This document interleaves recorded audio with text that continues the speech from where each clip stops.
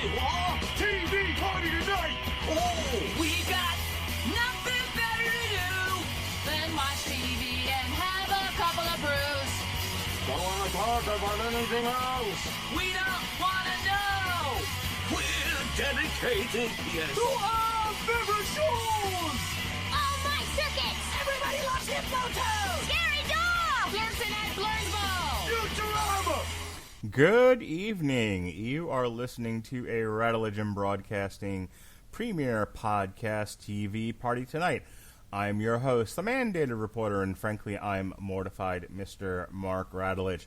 And tonight, we're finally getting to one of our favorite shows, The Boys. Yes, The Boys, brought to you by the good people at Amazon Prime, and so on and so forth. Sony Pictures Television, Amazon Studios, Kripke Enterprises, Point Grey Pictures, Original Film, Jesus Christ, Kickstart Entertainment, and KFL Night Sky Productions.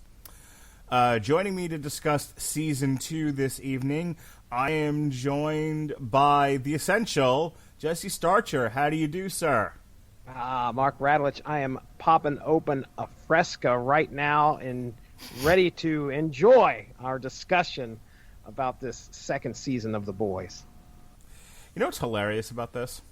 So last Tell me. year, we didn't get to The Boys until really late because I had assumed that it was gonna like be an 8 to 10 week thing. That 1 week, one show per week over the course of 2 months or so.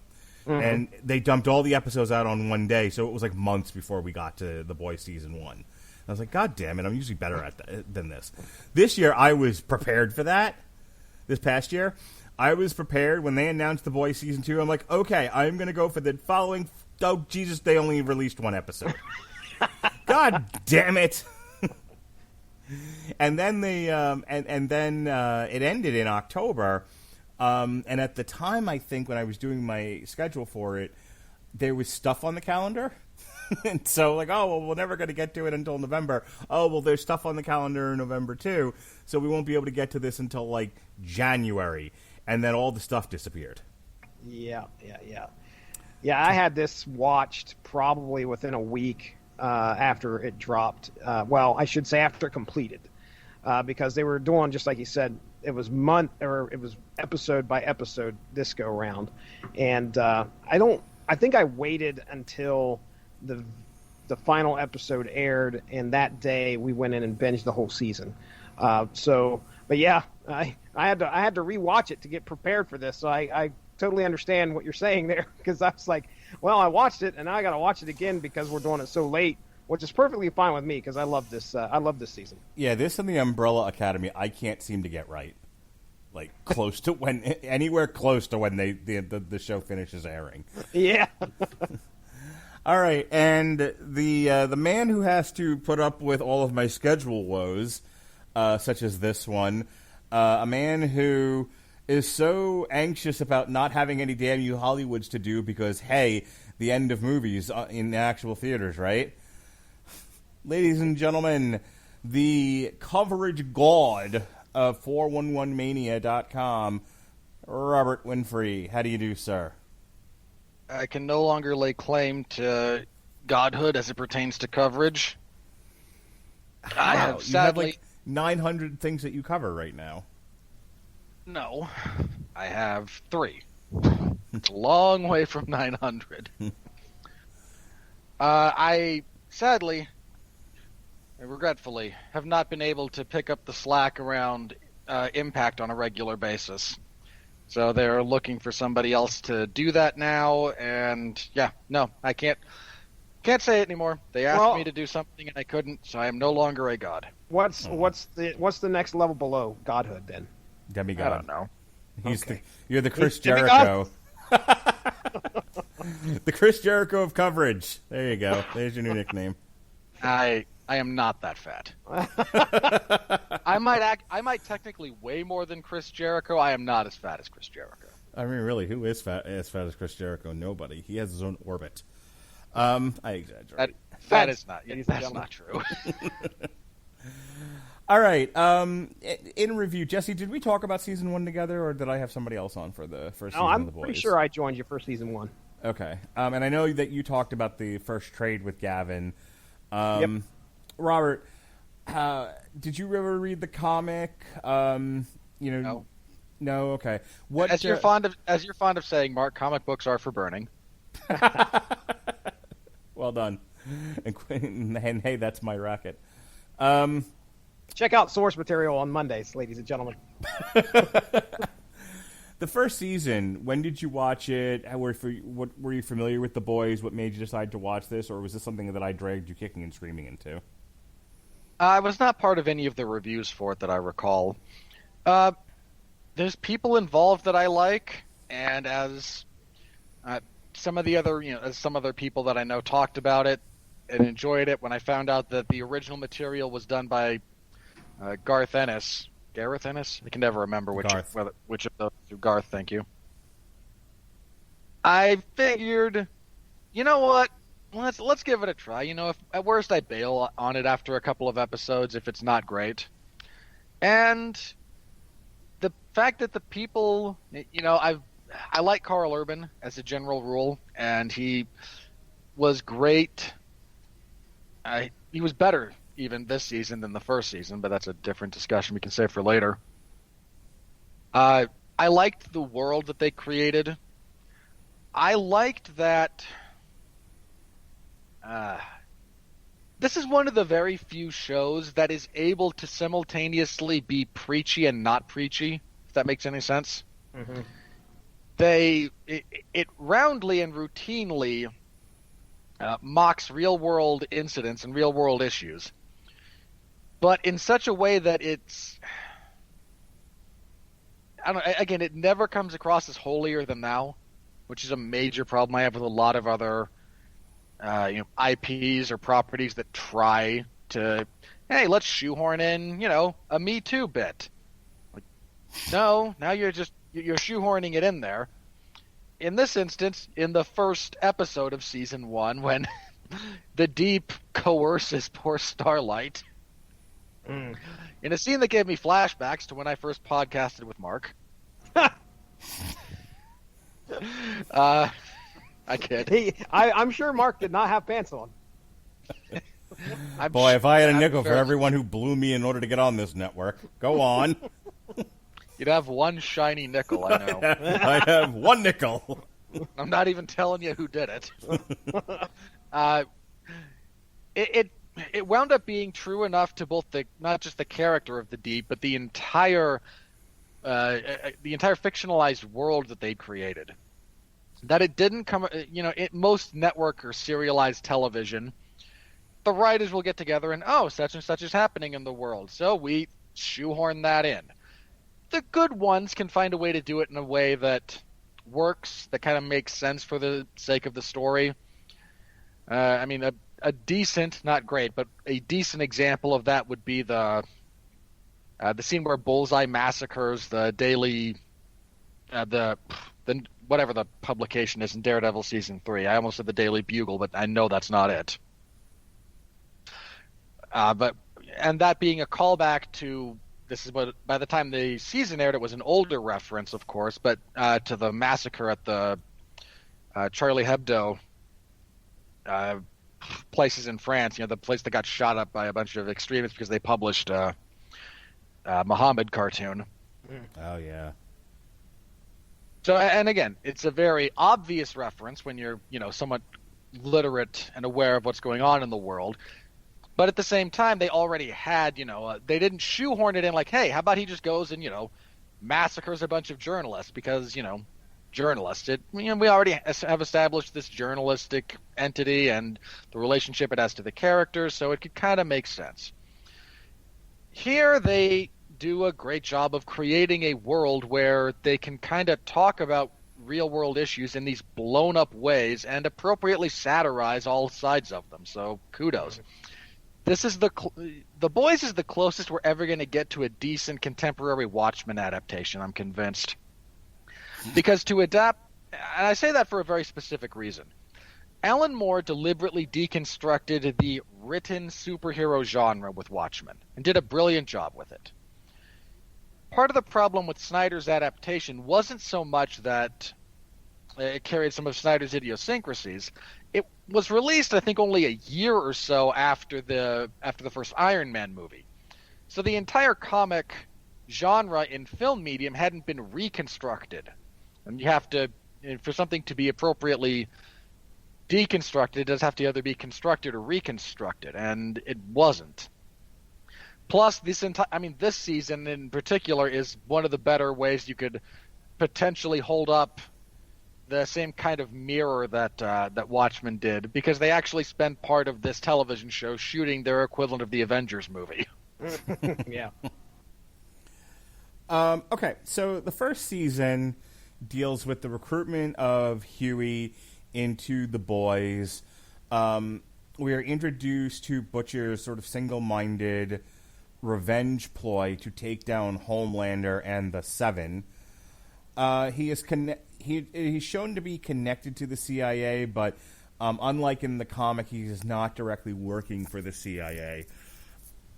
The way that it's pitched, Jesse, if I remember correctly, is that he sees, because of what Homelander did to his wife, he sees superheroes, and Homelander in particular, and the Seven, to a large degree, as dangerous and needing to be taken down a peg, and that is the point of the boys.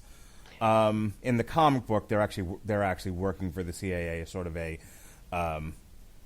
bulwark against superheroes, so they don't get out of control. In any case, same as in the comic, Huey's girlfriend, fiance, is murdered accidentally by A-Train, and that is what sets him on the path of joining the boys. By the end of season 1, Homelander takes Butcher to see his wife, his ex-wife, whatever situation that they're in. Wife. They are technically still married. And as it turns out, that after having been raped by Homelander, she ended up having a child, his child. And so the big reveal is that she's alive, she's well, she has this son, Homelander's son, and they are more or less in hiding. Mm-hmm. And that is where we leave Butcher at the end of season 2. The rest of the boys are wanted fugitives and are in hiding, and that is where we pick up their story. The overall arc of season 2, we are introduced to Stormfront, who initially she's a replacement for the Deep in the Seven. She has electrical storm power. She flies, whatever, and she starts out having sort of an adversarial relationship with Homelander. Over the course of the season, her and Homelander develop a relationship. They start to become cozy together. She starts kind of manipulating him, and as it turns out, she's a Nazi. Spoilers. Literal Nazi. Literal Nazi. She's actually like 100 years old. Not even neo-Nazi. Was in fact born in Berlin in I think she said 1920. And married the German scientist whose last name was Vought, who went on to found the company that now bears his name and is responsible for all of the superheroes and whatnot. Yeah, and Compound V. So she's hatching a plot. So, I mean, in the first season, they talked about wanting to get the Seven as an ancillary part of the military. And so there's the scene, and this comes into play in the second season, there's the scene where Homelander lets a plane crash, and it's sort of an excuse to say, look, see, this wouldn't have happened if superheroes were in the military. Oh, sorry, it's not the plane crash. It's the they gave Compound V to somebody from the Middle East. It was the military. It was the airplane. That was kind of the setup. Was they showed up because terrorists had hijacked the plane. Right. They show up, and Homelander, being the overzealous, how is it Giancarlo Esposito describes him? Petulant man-child that you are. Yeah. overzealously uses his eye beams and kills the pilot. Now, neither he nor Maeve, who was with him at the time, actually know how to fly a plane, and Homelander decides, we're getting out of here, and because we can't save them anymore. Right. And it's better for them all to die, and people think that, we could have prevented this than for us to have revealed our incompetence. I think the secondary to that, though, is he gets Compound V, it's found out after, to a foreigner, a Middle Easterner, who then becomes, quote-unquote, a supervillain, and they go and they stop him, and then the argument is, see, this is why you need superheroes in the army. Yeah. So Season 2 continues with that line of logic. More specifically, you have Stormfront, who's like, we need to give Compound V to lots of people, and only the right people, that's code for Caucasian folk, so that we can create a new master race of super people. So that's kind of her plot, and Homelander more or less goes along with it. He, for the most part of the season, is distracted by wanting to get his son to access his superpowers and sort of involve himself in that relationship, and that also gets tangled up with Stormfront. So that's part of Season 2. Let me stop there. So, Jesse. Yeah. So, the Red Letter Media guys are very fond of calling this the Homelander show. Yeah. He is certainly a big presence in the show, and I think they gave him even more in Season 2 to do than they did in Season 1. What did you think of Homelander in Season 2 and his various plot lines? Yeah, so, this is clearly he's the face of the Seven. This is the Superman of that universe. And he is just completely mentally unstable. I guess it is probably an apt description to kind of call it the Homelander show, because you learn a lot about this character, the way he was raised and what he's trying to do, even though a lot of times what he does he may think is in the best interest. Usually it's in the best interest of himself, but he just doesn't know how to go about, especially with his son, how to be a father. And that's a lot of what this is about. He finds out he has a son, or he's known he's had his son, and he's decided he wants to try to become a father to this kid. And he does, all the wrong ways.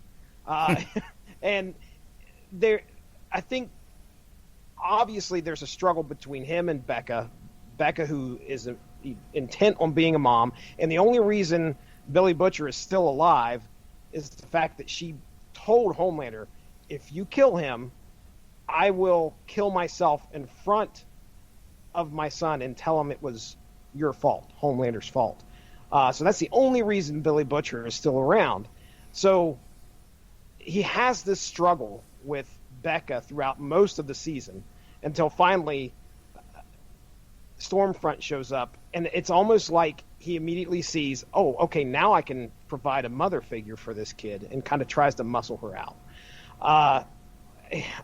On top of that, he has everything going on with the Seven. He has Queen Maeve that he has to worry about later on down the line with her reveal, what she found out from the plane. And, it's...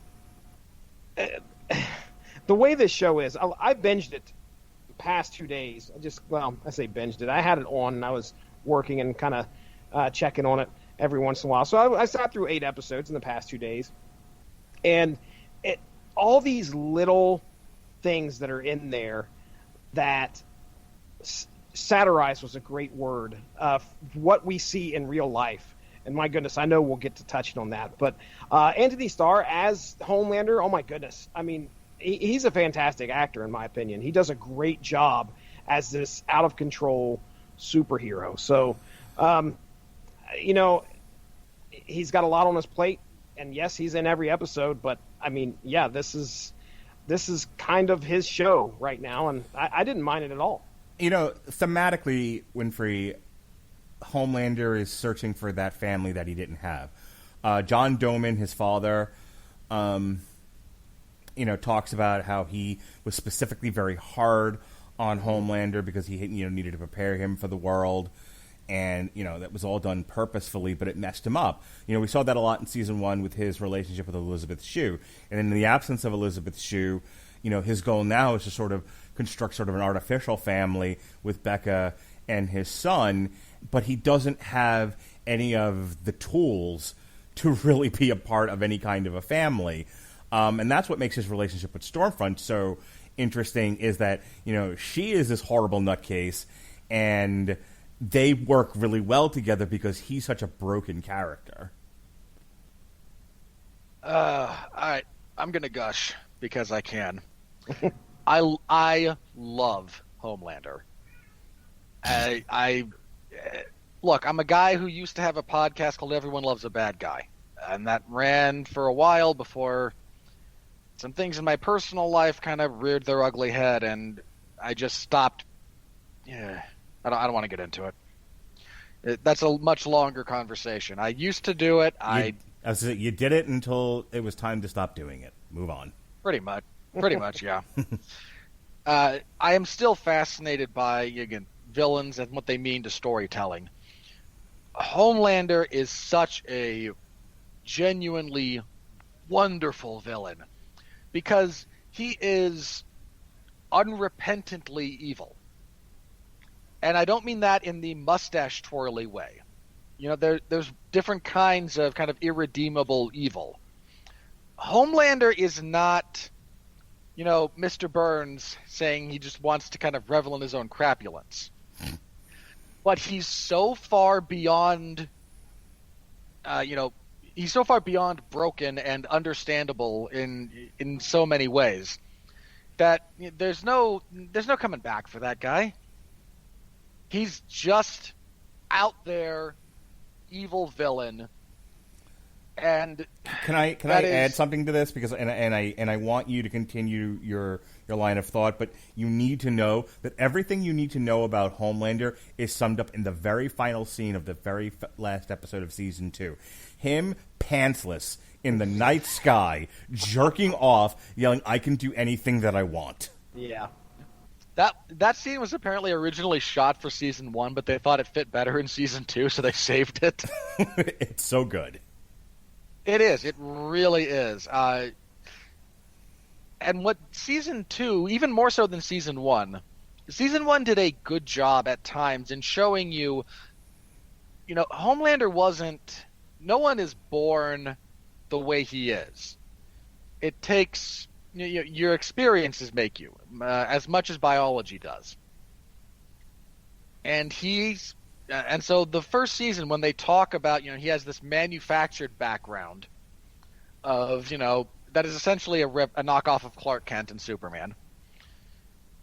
And then when you find out the truth that he was, essentially an artificial construct who was raised by dispassionate scientists who were all terrified of him and so kept not only physical distance but emotional distance, it becomes very clear how he became as damaged as he is. And that doesn't make him sympathetic in the sense that you root for him, but it does make him sympathetic in the sense that you look at his problems, somewhat absent of his superpowers. If you look at his psychological problems, you go, oh, yeah, anyone under those circumstances would have, at the base, those same kind of issues. And here, when we get into Season 2, that fundamental lack of belonging continues to grow, and his deep-seated desire to connect with other people on some kind of level. And and what makes it work is that it's genuine to the character. He wants to feel human connection and love with. He does. He genuinely wants to feel that. He doesn't know how to do it. He is woefully, both emotionally and just purely like logistically and skill-wise, unprepared to engage in any of those activities. and his worldview is so profoundly warped that he is almost incapable of doing it. But he's not doing it to feed his, there's things that he does to fuel his ego, purely to fuel his ego. His desire to connect with other people in some kind of meaningful way comes from a genuine place, which again is kind of what makes it work. I mean, when you see him trying to be a father to his son, he's doing it all wrong. Like, there's not really an argument about the efficacy here. You want your son to fly, okay. You don't shove him off the roof. You go down onto the ground and say, it's okay, I'll catch you. Go ahead and jump. But he doesn't know how to do that. He doesn't have anything approximating either experiences or learned skills to deal with this. Yeah, he is very personality disordered. Massively.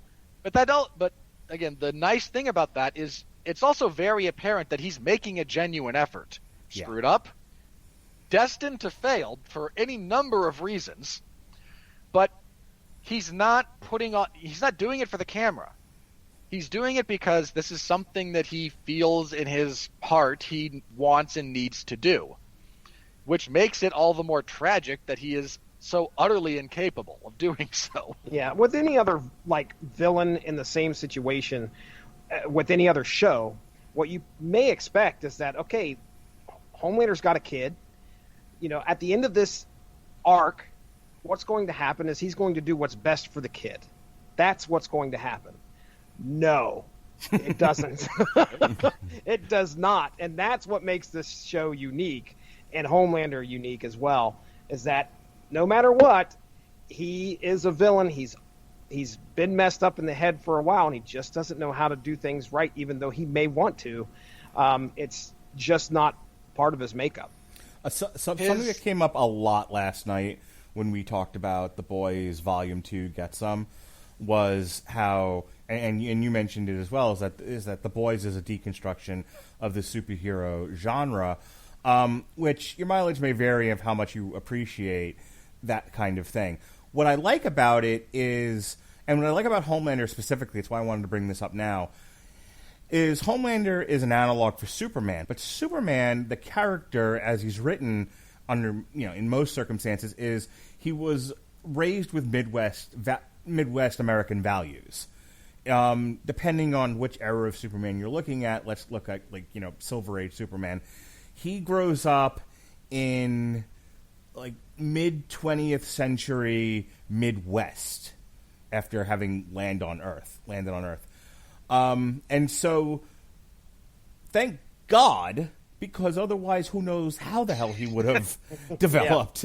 But he has, good old-fashioned Midwestern American parents who gave him, a good moral compass. And so he has the powers of a god, but he is in many ways tempered because of how he was raised. And the movies, to a degree, and I think some of the cartoons, have played around with that, the idea of, I'm not, I may have been born on Krypton, but I'm from Kansas. And that informs a lot of his character. There's a reason Superman always says that.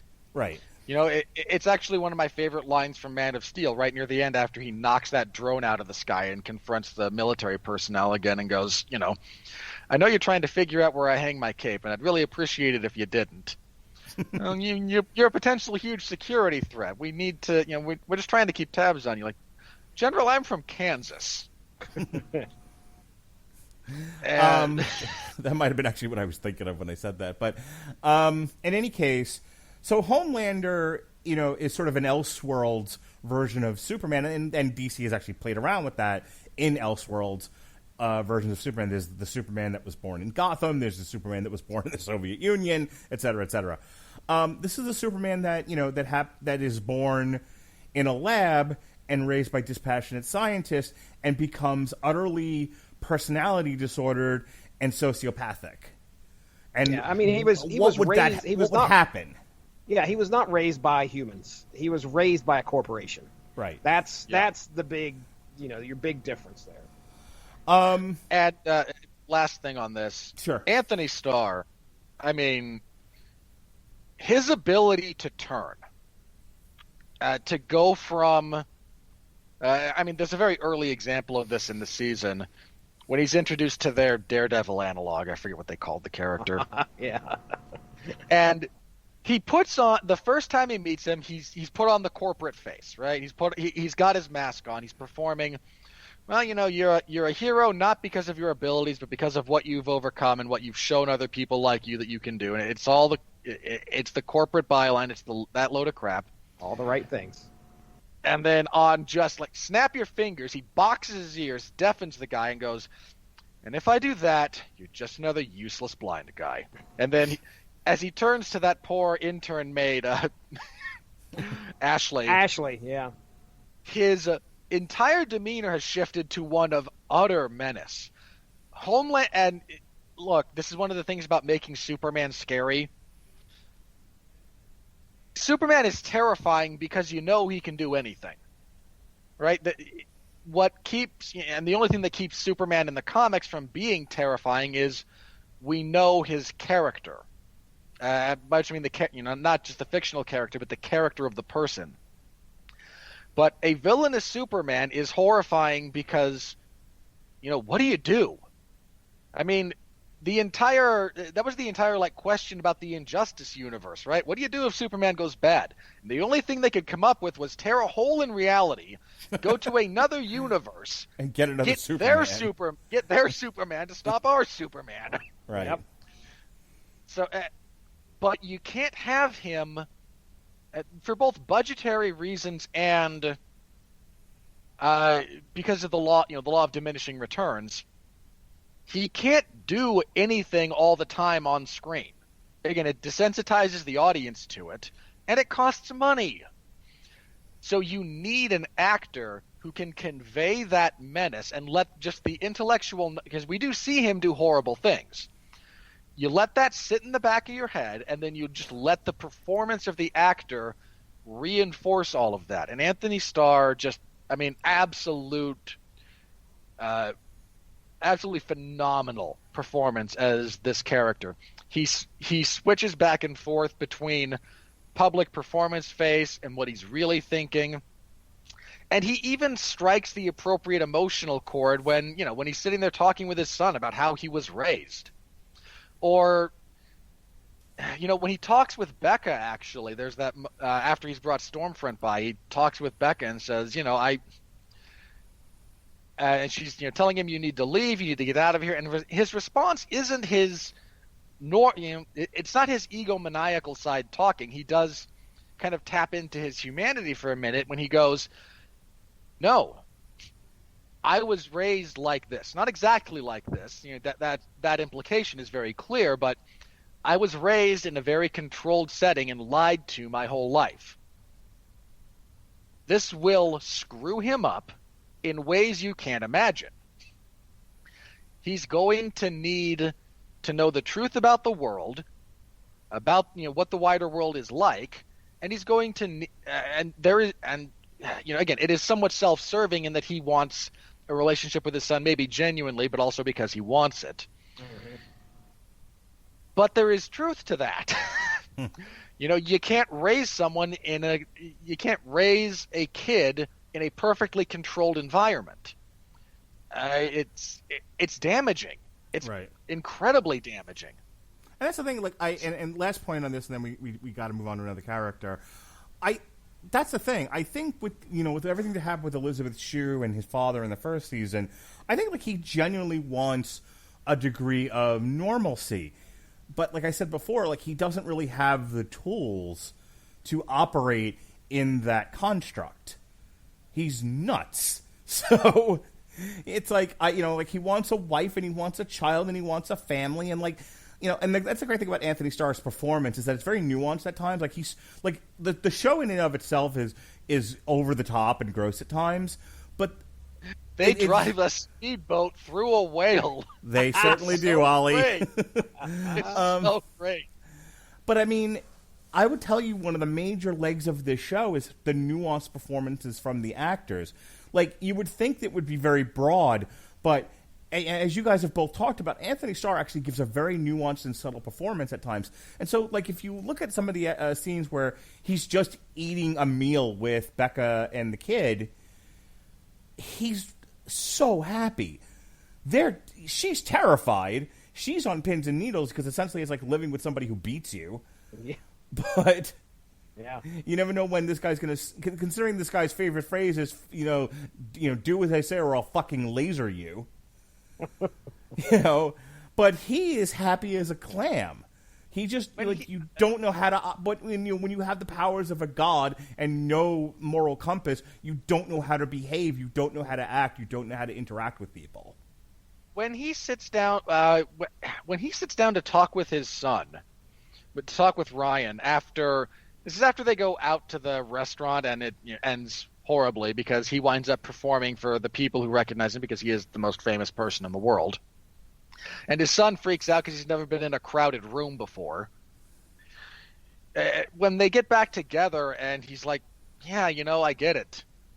First time I was and he says, you want to know what happened the first time I was in a crowded room? And kids, that was probably nothing for you. It's like, no, I freaked out.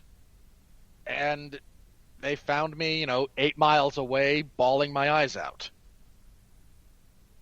It's true. He's not putting this on for anyone. He's genuinely making a good faith effort. He's just too messed up for it to mean anything in the long run.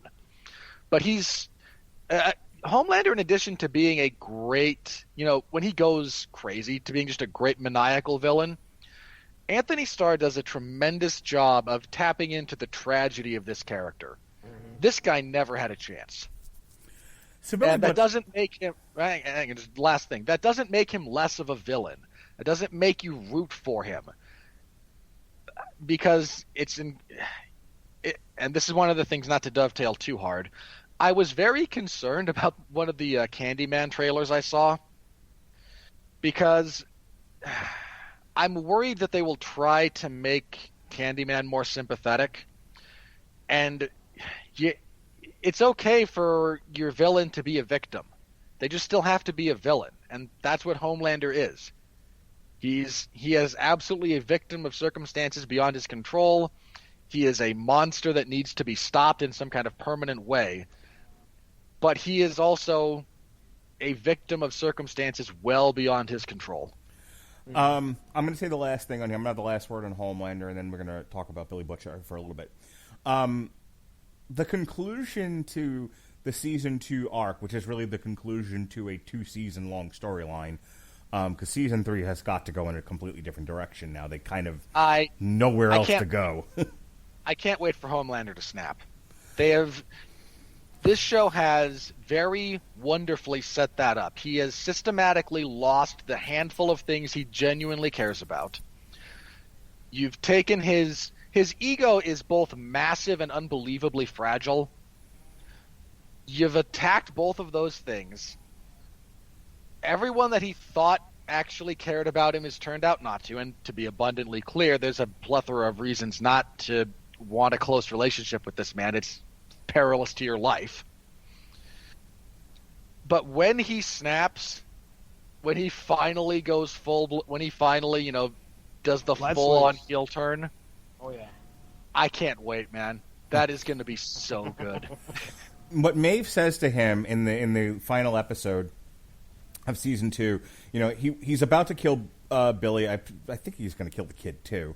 And she comes up to him, she says, you're going to let him leave, and here's why. I'm going to release this to the world, and nobody will ever love you again. And to a guy with the powers of a god who's invulnerable, the idea that nobody will ever love him, that he will lose the adulation of people across the world, is a death blow. Well, that's also all he's got left at this point. He tried to have, had some very damaged and very disturbing relationship with Elizabeth Shue. He finally gets a physical connection with Stormfront, who winds up being a laser my tits, you pussy. So, I'll tell you, there's some great lines in this. There are. He has a physical relationship with her that winds up going all wrong because of her issues colliding with his issues, colliding with her being nuked essentially. We can get into that. I imagine we'll get into that later. And you've now got him to the point where all he has in terms of something he can even remotely convince himself is love is other strangers cheering his name. Yeah. You have tethered this guy to reality by the barest of threads at this point. And it's going to be so great when he finally snaps. So, as we said, the end of season 2 is Billy finding out that Becca is alive and well and has a kid, and the next thing we know, Homelander has dropped him off somewhere out far beyond. I love that so much. So, Billy's whole thing has been, I want to get even with Homelander and the Supes because of what Homelander did to my wife. And now, in part 2 of this 2-season arc, is I want to get my wife back and I want to leave. Like, it's a very different Billy Butcher than in the comic books. In the comic books, he has a much broader agenda. You know, he sees the general nature of superheroes being confrontational and dangerous. And so he sees himself, as I said before, as a bulwark against that. And he isn't so much guided by single-minded revenge. The Billy Butcher on this show, Jesse, is very much like to the point that I didn't particularly enjoy the character this season. All he gave a shit about was this woman. Didn't give a shit about the kid. Didn't give a shit about the boys. Yep. Didn't give a shit about the larger issue in play. The world could have burned, but if he could have gotten on a rocket ship with Becca and gone to Mars, he would have. And it did not make for the most interesting of characters. I really feel like they underwrote him this season. Like, it's not a bad show, and Carl Urban, I think, does the best job with the material he's given. But I don't like the fact that they stripped away the way he's presented in the comic books and just made him Becca. Yeah. Well, I think he's got like 2 major arcs really in this season, and that is obviously, just like you said, he's trying to get Becca back, and the other is the arc between him and Huey. Huey being his canary, as we find out in the episodes. But I think that probably the most interesting that story arc between him and Becca got was when he found out that Ryan, Becca's child, was a superhero, and his initial thought is like, okay, look, I want to get you back. Not to mention he has to go through a lot to just try and get Becca back. But now she has a son. She's raised this son. She's obviously attached to the son. She's not just going to give up her son that she's raised and loved for the past, how old is this kid, 7 or 8 years? 10, something like that. But that obviously comes into conflict with Billy's main intent, getting his wife back. And now she has a son. He doesn't even, just like you said, doesn't care about the kid. And goes to the point where he makes a deal with, oh my goodness, I can't remember his first name. Giancarlo Esposito. Yeah, Edgar. Mr. Edgar makes a deal with Mr. Edgar and says, okay, look, you can have the kid because this kid's special, folks. This kid is like the first human-born or the first natural-born superhero. First natural-born superhero in a world dirty, stinking mutie, as Pat would say. In a world of manufactured heroes.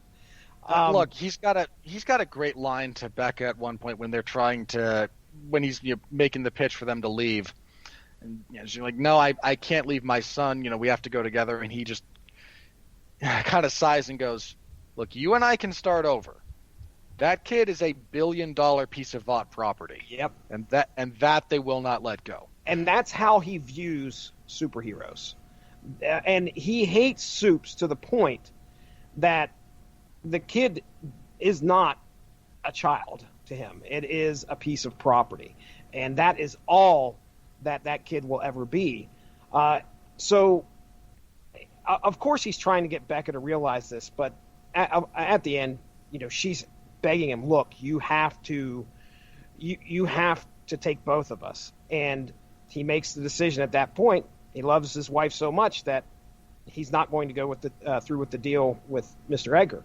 And that leads to our big climax, pretty much. And, of course, the ending of the final, or was second to last episode, or maybe it was the final episode, but where we have Homelander face off with Billy Butcher, and Ryan makes the decision to go to Billy's side after Billy watched Rebecca die in his arms.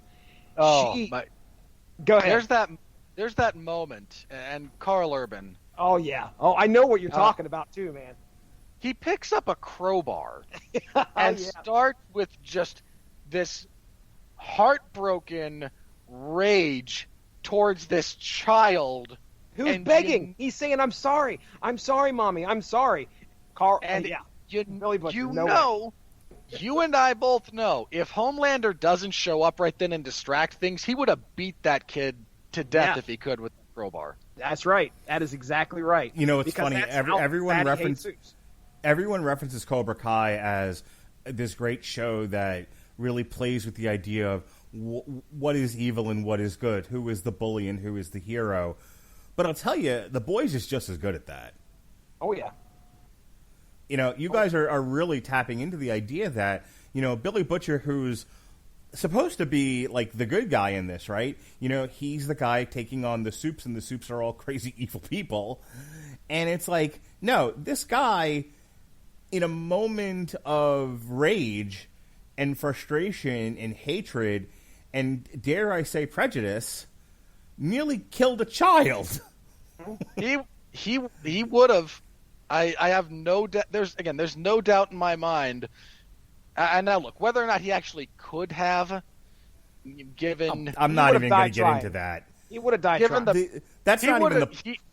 No. Like I completely understand what you're getting at there in terms of if the fact that this crowbar will probably bounce off of this kid's superhead and not leave a mark that was not the point. Right. If he could have killed him, he would have. Right. Robert, just wrap up for me your thoughts on the Billy Butcher character. I put out there for consideration that he's underwritten this season, and that I think they didn't do the best job of presenting this character by making him singularly focused on Becca. Now, Jesse's point, just to kind of weave that in, is that the other thing going on with him is sort of moral wrestling that he does, and the recognition that Huey is sort of his moral compass, his canary, as he's called. Which, after a while, just to kind of give my own stance on that point, watching Carl Urban and the guy playing Huey, watching Butcher and Huey nag at each other like a husband and wife got old real fast. So, I'd say clearly what they're shooting for is big brother, little brother there. Okay, I'm going to go with husband and wife. Okay. Huey could have been wearing an apron, and some flats, rattling the pots and pans in the kitchen for all I cared. He, I like. Here's the thing, and we'll talk about him in Starlighter next, and to a lesser extent A-Train, but I want to put out there for you to talk about and give your own opinion on. He's underwritten. His relationship with Huey is at best annoying this season, and I liked Huey better when he wasn't around Butcher. Go. I can see where you're coming from with him being a little bit underwritten. That said, I felt they did a pretty decent job of kind of explaining his single-mindedness, and they did it in some overt ways and some more subtle ways. There's a really nice, and it's a much shorter sequence, but the scene between him and his dad, it throws into very stark relief so much about how he became who he is. And there's also a line from Becca during one of their interludes when they're together before she sends him away. She says, you put me on a pedestal, you thought I could save you. and I never knew how to save you. You're always one bad day away from beating somebody to death in the parking lot of a bar. That really resonated with me, that line. It's a great line. Yeah, no, I mean, like, not that I'm one bad day away from beating somebody in a parking lot. I'm saying just, like, that had an emotional impact on me. I really like that line. And it's able to kind of contextualize some of his single-mindedness in that he views, he genuinely loves his wife, and they wind up at an impasse when it comes to, the existence of her son. He cares about Huey, but he can't really either express that properly, both as a character and apparently as the writing staff. And again, I don't think you're entirely incorrect to say they spend a lot of time nagging each other and not enough time, genuinely bonding. There is some, but I don't think enough. Other actors would have crumpled under the weight of the writing of this character this season. To Karl Urban's eternal credit, the man chews the scenery because that's what he's supposed to do. And he does a great job at the subtle stuff too. I shouldn't say he only chews scenery in the broad sense. He does a great job when they give him quiet moments or stuff that he has to do with just his face.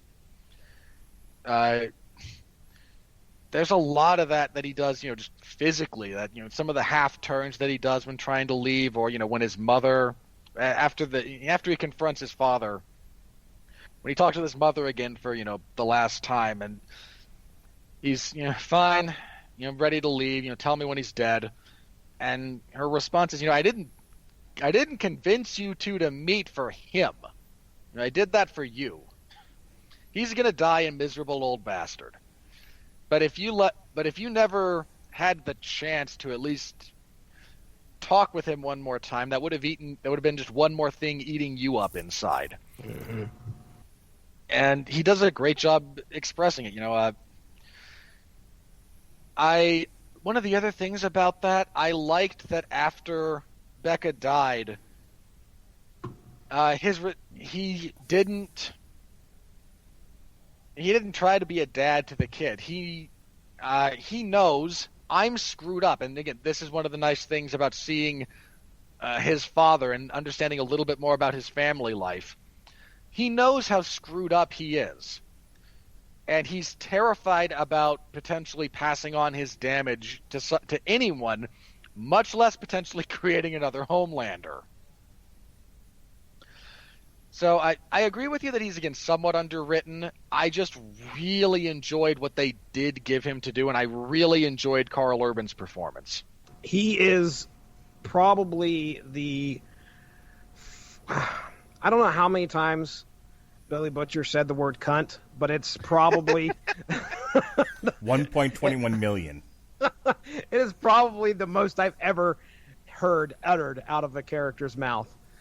And he delivers it so great too. I don't know why. I was just like, I'll say it again. And he says it at the end with the kid. Actually, no, excuse me. The kid says it to him. Oh, that's great. That is a great advice he gives his kid. The kid is kind of cum si cum sa. He's he's a fine child actor. He's perfectly adequate. But that last line popped me. He's just like, and remember what I told you. Right, don't be a cunt. Great. That was good shit. All right, so in the first season, A-Train nearly dies, and between Starlighter and Huey, he is revived, and he comes back to... Stop. You're going to kill me. It's just Starlight. What do I keep saying Starlighter? I thought it was Starlighter. It's not Starlight? Light, singular. Starlight. Oh, Manifestation of light across the vast, cold emptiness of space. Okay. Most of which is already millions of years old, if not billions, by the time it reaches our eyes. Maybe we're getting it mixed up with Lamplighter. That's what we're probably doing. Who's a completely different character. But... And a guy. No, I definitely wasn't. I just thought it was Starlighter. Or Starlight. Because I want to say Starlighter. I think Starlighter's a better name. But anyway. You are the only one who thinks that. Moving on. So she doesn't light the stars. She exudes their light. Played by... Thanks, Jesse. Aaron Moriarty. So glad you're here. Starlight and Huey revive A-Train when he nearly dies in the first season. So there's much of this season deals with Starlight and Huey, and they're trying to figure out if they're going to be together. She's mad at him for lying to her in the first season. He's in hiding. They are together in the sense of they both agree that the Seven need to be brought down, and so they are working towards that goal. And so the first 4 episodes kind of deal with their, in the absence of Billy Butcher, they are trying to bring down Vought American and the Seven, trying to come up with different ways to get the word out there that, hey, it's an evil company, people need to know. But she's not yet totally forgiven him. They are sort of using one another to get to towards this bigger goal. Meanwhile, A-Train is having difficulties with his heart, which, Jesse, did you get that was a natural phenomenon, right? That wasn't a result of Compound V directly. It was by result of his superpower wearing thin on his body. He's now starting to have heart problems. That was the impression that I got. I don't know. I mean, I don't know if it was a result of too much Compound V at one point, because he was taking it there in the first season, right? Like he was using. So I took it as he was having issues because he's taken it so much and he's screwed his body up. So it's. I would imagine it's the result of one or the other, because if it's the superpowers, well, the superpowers are obviously being given to him from the Compound V that he took before anyway. But either way, he's got heart problems, and the Seven are like, well, you're on the decline, buddy. You're out. Right. So he wants to get back into the Seven after being ousted, and there's a whole subplot line that weaves into what's going on with the Deep, which we'll talk about next. Meanwhile, like I said, the first half is Huey and Starlight trying to take down Vought, not necessarily being tremendously successful, and that will eventually weave into A-Train finding out that Stormfront is a Nazi, and she ends up taking his spot, and so he wants her out of the Seven so that he can get back in, and so he sells her out, and inevitably ends up helping Starlight and Huey take down Vought American by giving them information on Stormfront and her whole history. I like Huey as a character. There needs to be somebody with a moral center on this show. I thought I love him and Starlight as a couple. I think they have good chemistry together. The two actors, and I liked him better in season 2 as he slowly developed a spine, as opposed to season 1 where I thought he was a bit wishy-washy, a bit everything is just his reaction to everything in season 1 is always like of disgusted surprise, and I feel like in season 2 he's less of a puss and is sort of guided by the mission. The irony being he gets splattered a lot more in season 2. Well, boy, isn't that the show though? It's a very messy, gross show. It's one of my favorite things about this show, and this speaks to adapting the work of Garth Ennis is tricky because the man deals after a certain point in his career as well, deals almost exclusively in extremes. Did you watch Preacher? I meant to ask you that before. Were you a fan of the show Preacher? I didn't watch as much. I didn't watch a whole lot of it. It kind of lost me after a little bit, which was a shame because I enjoyed the acting. I really enjoyed Dominic Cooper. Jesse, I forget the name. Jesse, did you watch Preacher? No, I read the first, I think, 60 issues of Preacher though, and dude, you got to read the whole thing. You have to go through with it. You have to follow through with the insanity. Go to the end. Yeah, it's something that I want to complete. Garth Ennis is that book right there for me really put Garth Ennis on the map, even though he'd been around for a while. But that was the first time I ever picked up a book and didn't know what I was getting my hands on. and I was like, oh wow, this is great. But I heard that the show's not that great. Again, some of the acting is really good. You know, Cooper, the guy they have playing, I forget the names. God, it's been too long. The guy they have playing the Irish vampire, spot on. Just genuinely spot on. That's good. Yeah, that's good. They just don't. I don't think they really had a handle on how they wanted to adapt that kind of a sprawling potential story into a television show the way they should have. Well, I guess my only experience with Garth and has been the little bit of the Punisher that Jesse and I have done, and then this show and subsequently the book.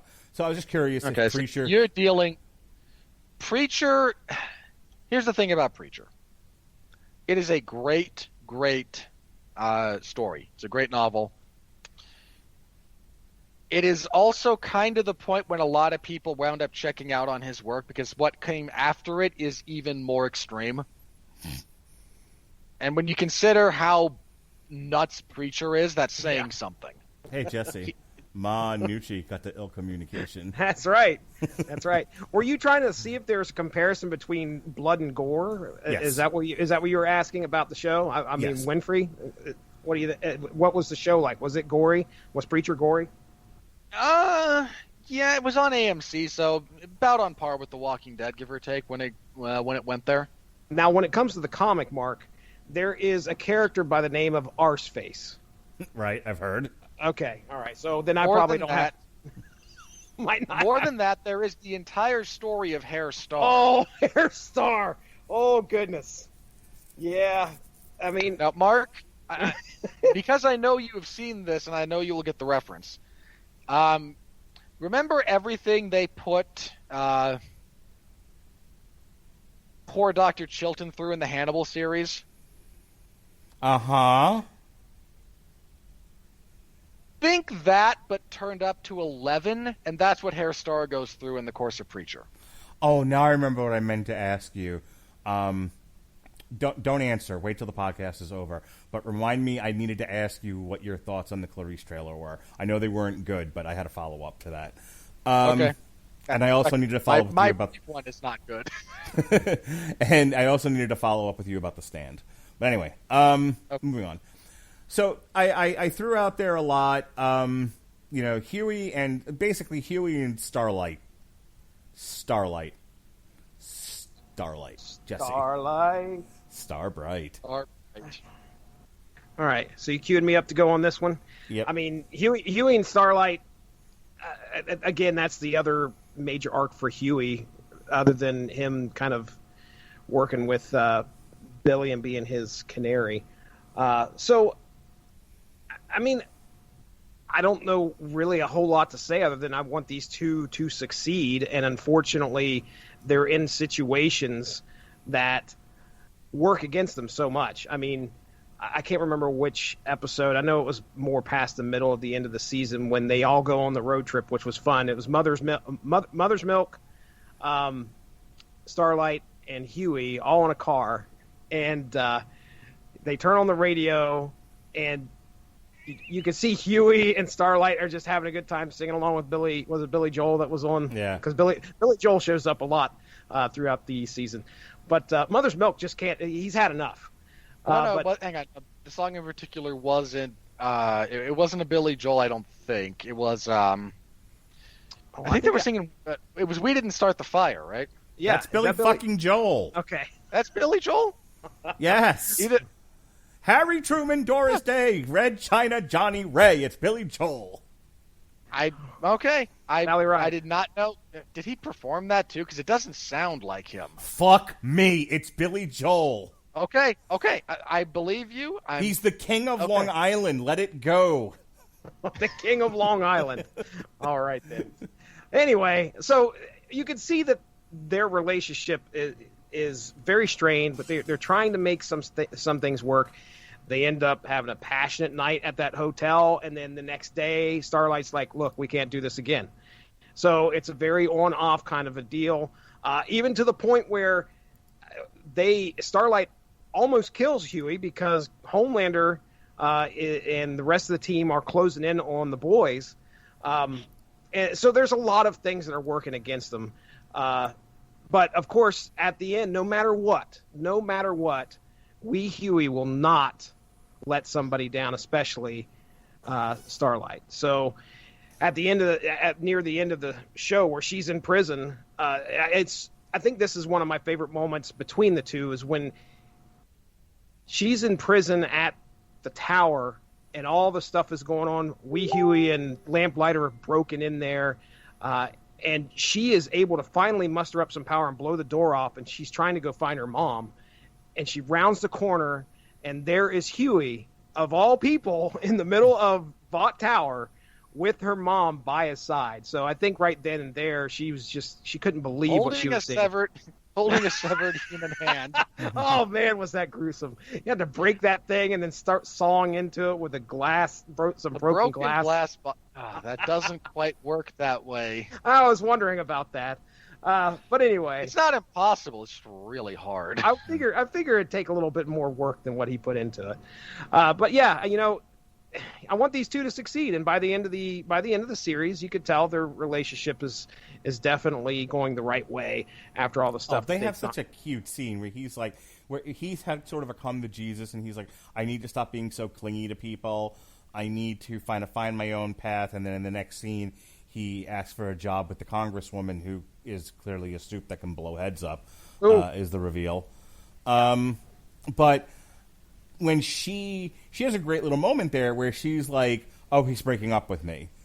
And it's a very human moment. It's like, oh, shit. Like, I have all of this power. I have all, I'm first of all, I'm a pretty girl, so I already had power. But I have, but I'm a pretty girl with superpower, so I even have more power than that. And and I love what Maeve says to him in a scene before that, where like, I could split him like dry wood. Get this twink out of here. Jesse knows just because of my stuff with Marco Stunt, and I have brought this up many times talking to the Podsman. When she called him a twink, I laughed even harder, considering my recent history with Effie's Big Gay Brunch and all of that, and the use of that word. Here I would have thought that what popped you the most, and as far as insults directed at Huey, it would have been Lamplighter telling him, you're not the cuck, you're lower, you're the cuck fluffer. Cuck fluffer. No, I died laughing when she was like, get that twink out of here. And I was like,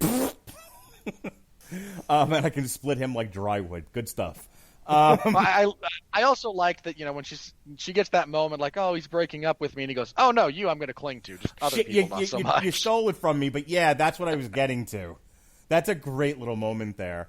And then, then he asked the congresswoman for a job, and I'm like, this is great. This is good stuff with Huey. He is becoming more of a stern, stronger character. Robert, real quick, like 50 words or less, Starlight and Huey, go.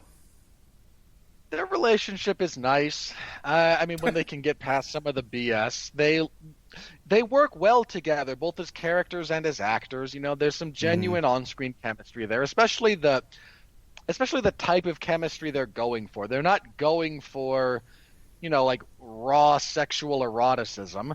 These people care about each other, and their attraction is based as much on, again, romance and emotional connection as anything physical.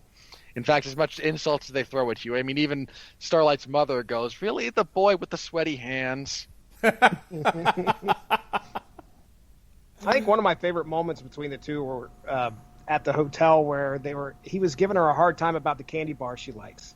And Almond Joy, they're the worst. Turns out the Almond Joy is the one thing that actually saved her life. But yeah, it's. Can I just say that the in-world analog of Deadpool just having a nut allergy made me laugh? I know, dude. Because I hate Deadpool so much. She can't figure out what is going on. What did Queen Maeve do to Black Noir to make him, Almond Joy? Yeah, he's got a tree nut allergy. Perfect. They're going to reuse that costume for Snake Eyes, I think. Jesus Christ. There's a couple of scenes with Black Noir where I'm like, wow, Snake Eyes much? Yeah. I think even Carl Urban calls him a ninja at one point. So it's like there's Snake Eyes parallels you can pull no matter what here. He's a combination of Snake Eyes and Deadpool because his face is all screwed up and he's got the two swords over his back. That's what he is. He's their version of that. It's sad that that character has not done anything with other than being, the monstrous heavy. Yeah. I mean, in the comics, he's a failed clone of Homelander. He's got these tiny little glimpses of what his personality is throughout the second season. There's one moment with him in the second season that I genuinely loved. It's after they've revealed it's after Compound V has been revealed to the world. And he's just sitting on the floor in a hallway looking at this news on his phone about superheroes being created, being artificially created, and he's not making any noise, but he's very clearly like sobbing. Yeah, he's crying big time. And the other one that I remember is when, I think it's in the first episode or second episode, where he goes and takes out that, it's a foreign super terrorist, and then he comes across the kid who's just sitting there. Yeah, the kid is, extremely afraid of what Black Noir may possibly do, and he grabs the bunny and he just kind of mocks it hopping, and then that's it. You're like, what is up with Black Noir? But that's what I like about the character. Obviously, it's the mystery, and they, as far as I'm concerned, I love how they portray the character silent, but you can't figure him out.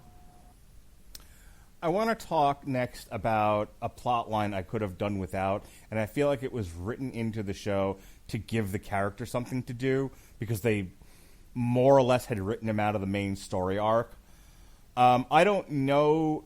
I can't swear in a stack of Bibles they didn't do this with this character or some other character in the comic book.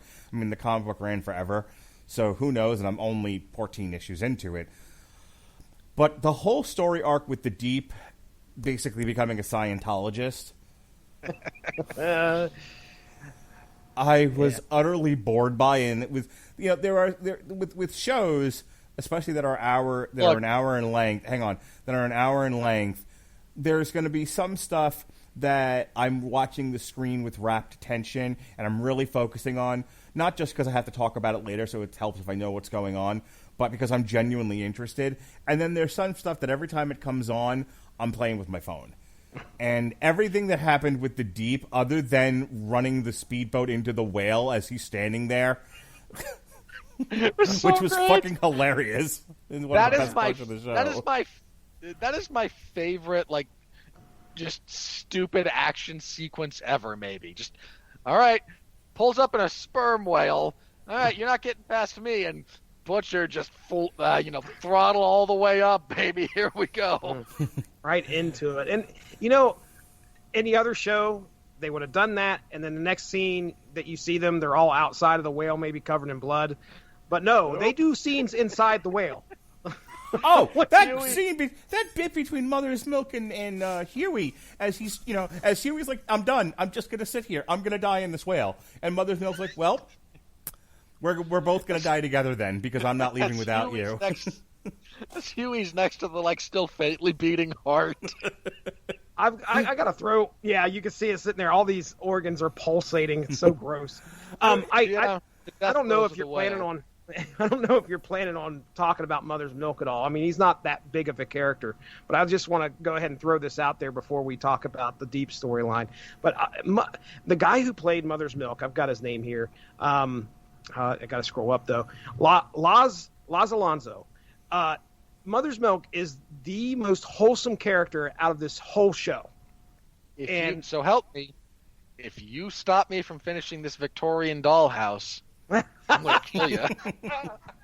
I loved his character, and just the fact that you talked about, you brought it up, that he went in there and he sat down with Huey, and he's like, I'm not going if you're not going. And there are so many moments throughout the series where Mother's Milk steps up and does something that is just, it's the antithesis of what you'd think somebody in that position would do. He has battled these superheroes. He's gone on all these missions before, but he's not this hard, militant man. He's instead is somebody that just wants to get back to his wife and kids, and he cares about the people around him. It comes off great. And there are so many moments throughout the season where I was like, okay, that guy is portraying that character. Laz Alonso is definitely portraying that character to a T, that makes him interesting And like I said, most wholesome character on the whole show.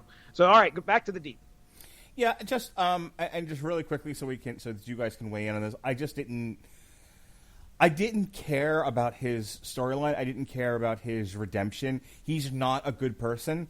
So the fact that they tried to redeem him in some way, and then they turn that on its head, and it's sort of it's just poking fun at the celebrity who goes on the false redemption arc. Redemption tour.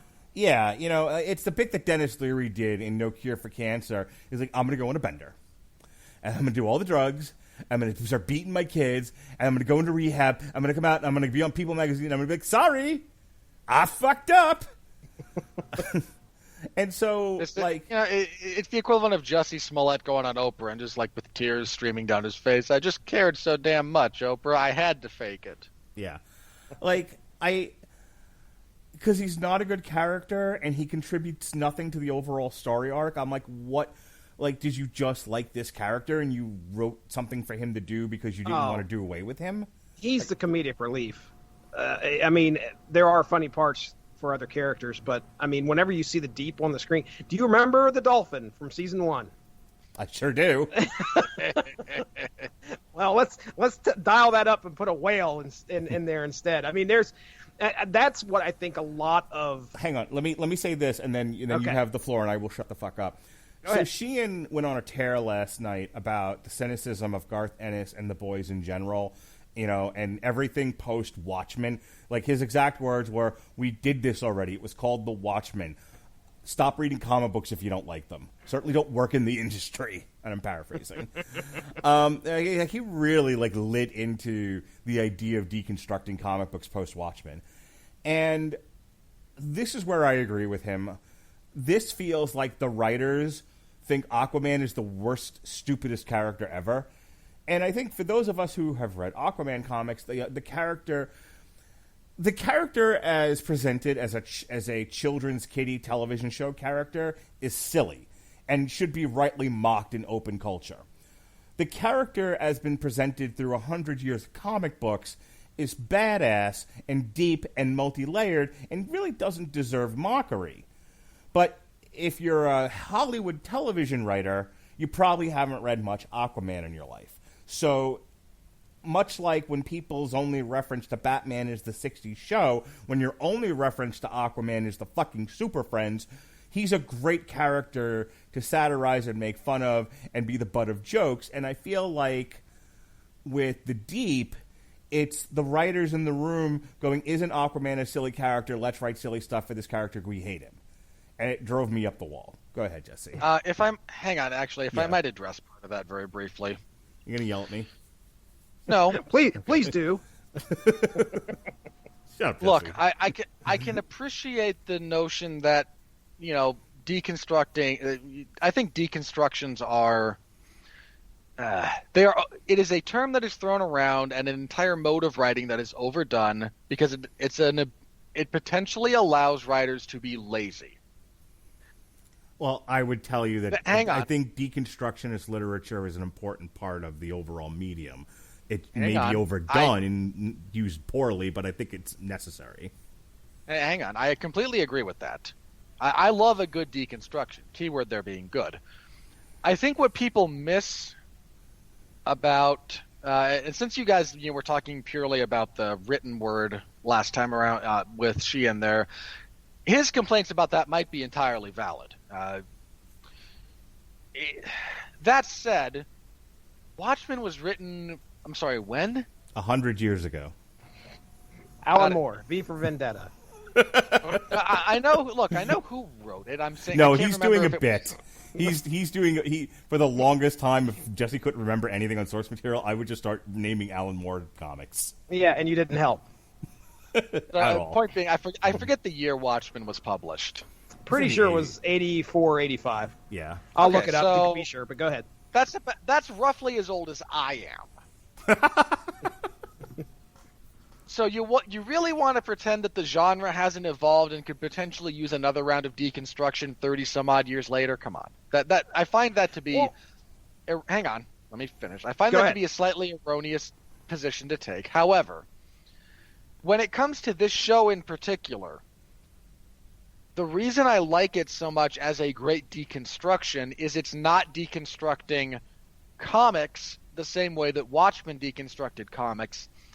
The Boys, the television show in particular, deconstructs comic adaptations as film. And that's not the same thing as deconstructing them in written format. So when you understand that The Deep is not meant to satirize Aquaman as Aquaman is written, it's meant to satirize Aquaman as Aquaman is perceived by the general public. Again, it's a meta reference on a level that is not just, hey, let's make fun of Aquaman. Okay. This is the perception of Aquaman. Let's play around with that. I 100% agree with you and accept that, and I think that that's a brilliant point. I think if I can just convey this one bit of frustration, and then let's let Jesse have his turn here. It's... You and I have talked at great length about how Hollywood writers and critics, and we always make the joke about, like, you just wanted to be invited to the party. They think awfully high of themselves. And yes. I think in many cases they are, there's, I don't know if self-righteous is quite the right term, but they definitely think that they're better than comic book writers. They're self-aggrandizing. Self-aggrandizing is the term I'm looking for. It's, well, we don't write those stupid funny books that are for children. We're Hollywood writers. We're writing at a higher medium. And so if I can disconnect myself from my prejudice against Hollywood writers, I can accept that they are singularly focusing on the public's reaction to the perception of Aquaman.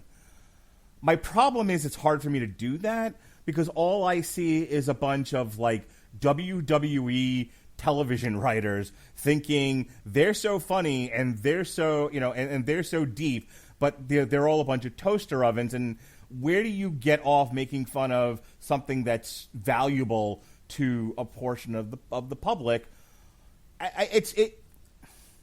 There's an inherent disrespect that I can't seem to get around. And I think every time I see The Deep and what they're doing with him, I'm like, fuck you people. Just fuck you. Remember when he tripped on shrooms and his gills started talking to him? Dude, that was the best. The Gills singing "You Are So Beautiful" to me. That's Jesse. That's Jesse telling me, "Shut up! You're taking this too seriously." Was that Patton Oswalt, by the way, or who was voicing those? Any idea? I'd like to know because it sounded like Patton Oswalt. Well, I was curious. No, go ahead. Were you going to say something, Winfrey? Well, the only thing I would say to that in response to Mark, I completely understand you're not,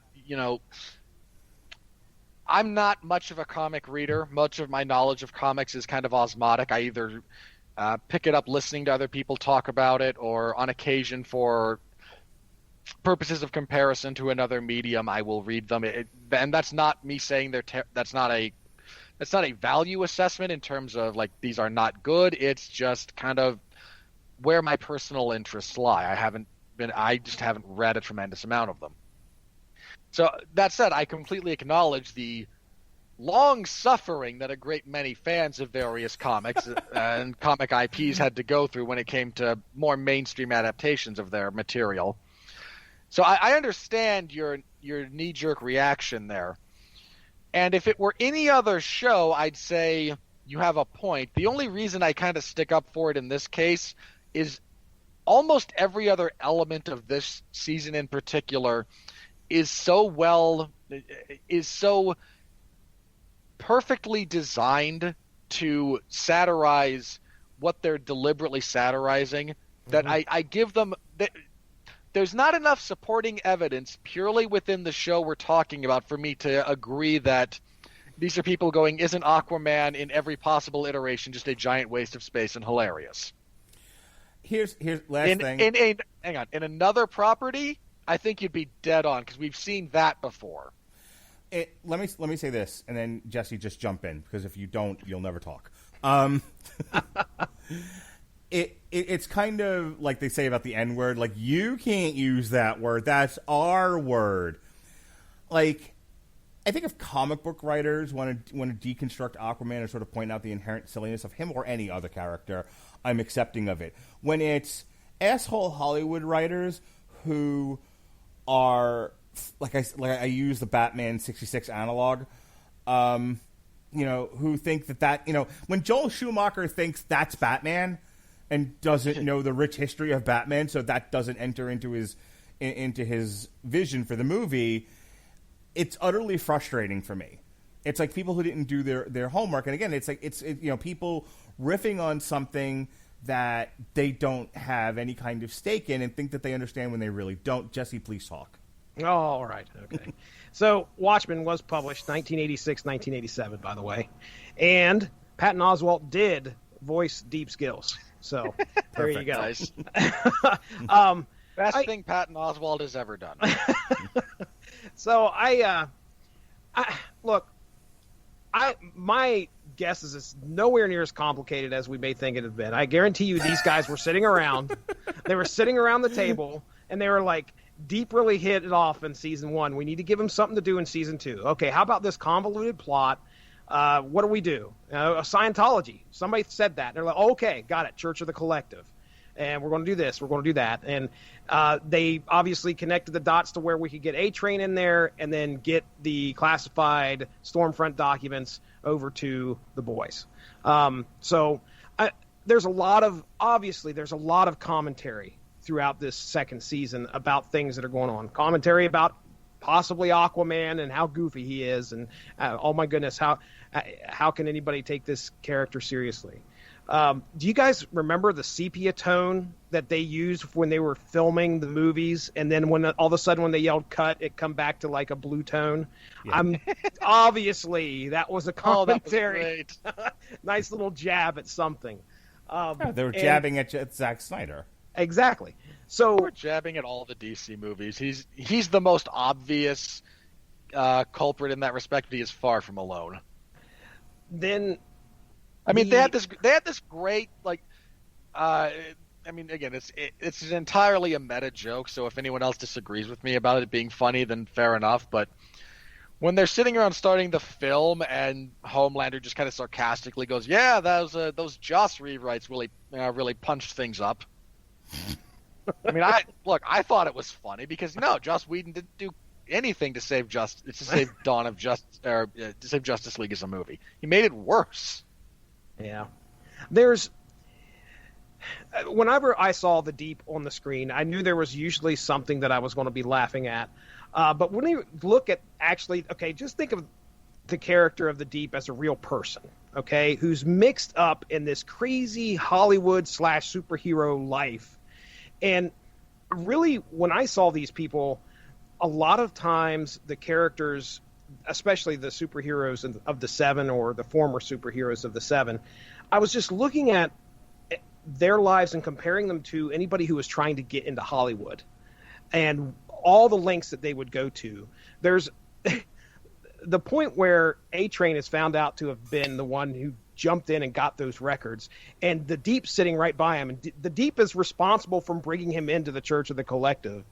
And immediately he looks over and goes, "Oh, fuck that guy. I had no idea." And then within seriously 1 minute later, after the head guy, that first chair of the church is fantastic actor, by the way. I could never pronounce his name, but he.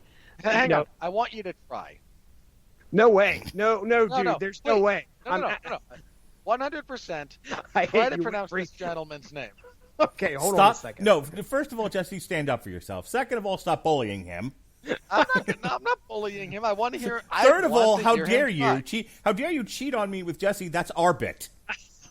I need to find his name first off. I can't remember. What was the name of the character? Because I cannot remember the name of the character. I just know him as the first chair of the Church of the Collective. It's like something, and his last name starts with an N. Help me name the character. His name does not start with an N. Oh, jeez. Well, the actor's last name does not start with an N. Okay, all right. Well, I will find it. If you would like to look up the actor, he was also one of the leads on ER during its kind of like second phase. Okay. He and Noah Wiley shared like co-lead on that for a while. We have been doing this podcast for 10 hours. Please move on. I need to find the guy's name. Anyway, Okay, I'll give you his first name. oh, I got it. Here we go. You ready? Goran Misinjik. Isn't that a character in Star Wars? No. I knew there was an Okay, N Jesse, in there. For the record, Jesse, that is not as bad as you think it is in terms How of do trying you to pronounce put- that gentleman. How do you put a long vowel sound over the S? How do you do that? He's from Croatia, right? Sure. Is that south of Wales? Confirm that for me, please. You're looking at his Wikipedia. It should I tell do. you. I have it here. Born in 72, Šibenik, Croatia, Yugoslavia. Then it becomes more of a. I think we pronounce that as a bit more of the SH Okay. when you extend the S in Croatian. So I wasn't that bad? I wasn't that far off? No, you weren't. You are not as bad as other people have been at trying to pronounce that particular name. I did not say Schmagegi, just for the record. You did not. Mark. All right, Mark. So, yeah. Okay, hang on. So, go well, ahead. just my let me give you my 2 cents on the deep here, real quick. You're correct, I think, in that you liken it to Hollywood because that's a very easy comparison to make. And I come back to, and I know referencing something this gentleman in particular said might annoy some people because of who he is as a person, but I still think this is a true statement. Much as I might find elements of how he has conducted himself distasteful, Senator Ted Cruz had a line about Washington, D.C. He said that it's like Hollywood for unpopular kids in high school. In that's why when they get there, they never want to leave. And I think that's kind of correct. So again, we all kind of liken it to Hollywood because that's still enough of a cultural touchstone to make sense. But it's any group. It's any time you've reached what you consider to be the pinnacle, or you finally get in, wherever in happens to be. Again, whether it's some form of elected office and on the national scale, making movies, whatever it happens to be. When you get in, and then when you get ousted, there's this brilliantly overacted sequence in Once Upon a Time in Hollywood, where Leonardo DiCaprio finds out that he can either one of his only career options at this point is to go make spaghetti westerns in Italy. And I think I said in our review of that particular movie that he goes into the parking lot and has a more emotional reaction than Mark did when he found out he had cancer. And it is just, I made it. This is great. And that's one of the things about certain characters. They tend to show the opposite. They show, I made this and I made it, quote, and it sucks. Here we have people going, I made it. It was great. And now I don't have it, and I am desperate to get back to it. And they play it more for laughs with the Deep, but there is a sequence when early on in, I think, the first couple of episodes with him, where he's breaking down, and one of the things he says is, I'm just so lonely. And, again, whatever the Deep may be as a person, and yeah, he's kind of a piece of crap, but to go from being on top of the world to stuck in Sandusky, Ohio, about 20 minutes away from where Jesse lives, to losing all contact with everyone that you thought kind of helped give your life shape, flavor, and meaning, that is soul-crushing. It really is. And part of me wishes they had treated it more seriously than for comedy, but you can't have everything. And the other thing about that, there's also a great, I'll give the Deep just a little bit of credit, and the actor too. There's a great moment after the infamous speedboat whale collision when he's kind of mourning the death of this whale. And there's actually a couple with the Deep that I want to talk about, so let me do this one first. When he's kind of sad about the death of this whale, the other members of the Seven show up. He's like, yeah, I heard that you guys were in trouble. I was close by, wanted to give you some help. They went that away. Everybody else heads out except for Homelander, who kind of stops him as everyone else is heading out. Like, you need to stay here, make sure they don't double. He gives some BS excuse, then he gives the real excuse. Your vest tore, and I can see your gill. Cover it up, it's disgusting. Mm-hmm. And the Deep's reaction to that. Yeah, he's worked so hard to build himself up. He even talked to his gills at one point. And he then went tripping balls to make peace with himself. He did. And then the one person he loves and respects and holds that one thing dear, that spot on the 7, is right there in front of him, looks at him and calls him disgusting. That's rough. And he did a great job conveying that. Yeah, the other thing, and just very briefly, when he talks about when his powers first started manifesting, and he walked by a pet shop and he heard all the goldfish begging for their lives. Like, again, the Deep is presented somewhat comically, but there's also a deep well of kind of tragedy around him. Can you imagine for just a minute if every time you walked by an aquarium you could hear what everything was thinking? That would be rough. Yeah, I mean, that's what Aquaman was missing. That's then that bit of realism. If you're going to compare him to Aquaman, well, here's your bit of realism, your bit of deconstruction. Well, this is exactly what would it be like if you could understand what sea animals or underwater animals, underwater fish, and all that could we're talking and saying. What are they pleading for? And again, it's just a little bit that kind of lets you know these people are screwed up and they're not good people. But you get just enough on occasion about what made them that way that I really do applaud that, because it's so much easier to write, well, the Deep, he's got low self-esteem because he knows he's kind of a joke, and and sure, they send me to the docks because what good am I if there's no water around? Which is true. It's easy to do that very flat. The actor and the writers deserve enough recognition for just twisting it a little bit to give you some sense of, okay, this guy's a piece of crap, but he's not a piece of crap just because we wanted to make him a piece of crap. This is what happened, and maybe you individually, listener, might think you could handle that better, but maybe not. Mark Radulich.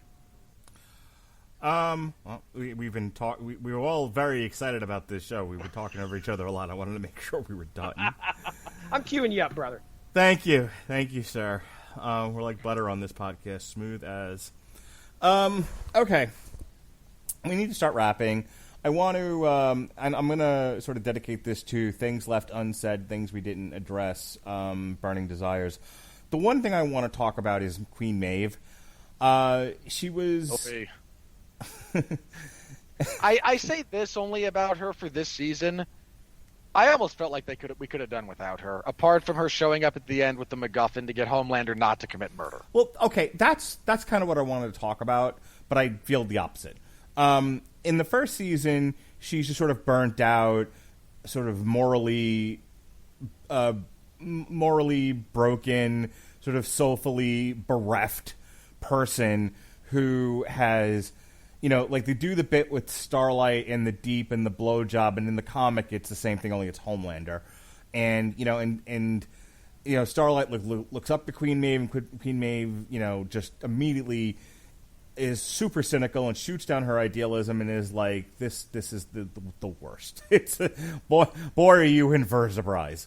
But here, the show definitely likes to take its aims at certain things going on in the culture, and with Queen Maeve, and we talk about this a lot on this network about how, there's nothing wrong with being gay, but there's nothing inherently right about it either. It's just a state of being. There are good, there are bad. It is what it is, but it tends to be one of those things that gets put on a pedestal as if, as if being gay in and of itself is a virtuous thing. And more to that we tend in society, especially now, and this is what the show's kind of making fun of, we tend to want to label and put into very strict boxes people, depending on whatever it is that they are. And in this case with Queen Maeve, they out her as being gay, and she's like, well, I'm actually bi, and she doesn't really want to put a label on anything. She just wants to live her life, and she's in love with this other woman. The immediate response from the very clearly gay branding guys is, well, bi doesn't play as well. Yeah, I was getting to that. And I actually talked about that on the comic book show. It's just no. Bi confuses people. That's not what we want here. Gay sends a great positive message. Bi will just mess people up, and it confuses the message. You're not bi. No men for you. And Queen Maeve was like, I just want to be a person. And they follow that up with, and her poor partner, that poor woman. They follow that up with, well, we're going to completely redesign you because now you're with Maeve, so that means you're part of the corporate structure, and we now own your soul. And we've got this kind of style design reshift for you, and she goes, that looks like a suit. Yeah, we'll get menswear. We'll get good designers, and her response is, I don't like that. That's not what I wear. And people respond better to lesbian couples when they still feel they can define the gender roles and style. Look at Ellen and Portia. And this poor woman who's never in her life been remotely attached to anything this powerful in terms of corporate or cultural structure goes. She is just horrified by all this and wants to nope out of it. Yeah, mm-hmm. And that's the thing. This is what I mean. I think that. Just as I had as many problems with the Deep, and everything with the Deep bored me, I loved everything with Queen Maeve. I love that they used the Queen Maeve character to talk about this in the show. Because, it weirdly you would think, what does this have to do with anything? But they took a character who, in the first season, seemed to be only there as sort of an after picture for what Starlight's going. She's the ghost of Christmas future. This is where Starlight's going to eventually go as this system breaks her down and destroys her spirit. She'll become Queen Maeve. Here, they actually use Queen Maeve to talk about what we tend to do when we idolize is not the right word, but when we put up on a pedestal people being gay just for being gay. And I like that. I like the way the actress handled it. And there's a great sequence where after she's flipped out on the girlfriend and she's thrown a table and they end up breaking up, and now she's sleeping with a guy, and in walks the executive. Poor Ashley walks in to find Maeve high as a kite between two men. Yeah. And the first thing she says is, "This is not gay." Right.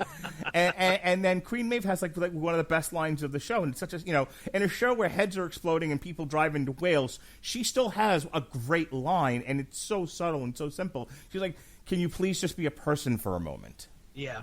Yeah. She doesn't just say be a person for a moment. She says, "Can you be a person again?" Because Maeve remembers Ashley as the coffee grabbing intern. Right. Can you please just be a person again for a minute? And at which point Ashley goes, I'm sorry your relationship fell apart. I think the irony for me is that it's a Hollywood show that dealt with this, and it's Hollywood that's responsible for doing that to gay people. Mm. Of course. I think with Queen Maeve, a lot of what happened in that arc really is the focal point of the show, and that is all about public perception. That is, just look at just about everything that Vought is going through to make sure that their public, their public perception is top notch. They don't want anything to stain the reputation, and we go from Vought creating super soldiers and Compound V being a discovery, and now everybody's upset about it. Then the tables turn just because someone steps in and uses, public perception. Is a master at it, and that's Stormfront, obviously, with the memes and everything like that. But that scene that you guys were talking about, where the PR people sat down with Maeve and Elena, her girlfriend, and tried to go through how they wanted them to be seen. Not only that, this is your life now. Yeah, Homelander outs her on television, and that's if you talk to anybody who came out, that's a very, very personal thing. And Homelander does that right on there. And the only reason he does that is because he's making a play at public perception. He names like all the people the diversity that they have on the team, and yeah, Mark, you're right. What? Hollywood has done this to us. Yeah, what are you talking about diversity? I mean, we've got Black Noir. He doesn't even identify with a particular race. We have so that's all that covered. And hey, we've even got a gay member of the Seven who's got a Latina girlfriend. It's so great. funny. It's like it's that idea of you're not a person, you're your race. You know what I mean?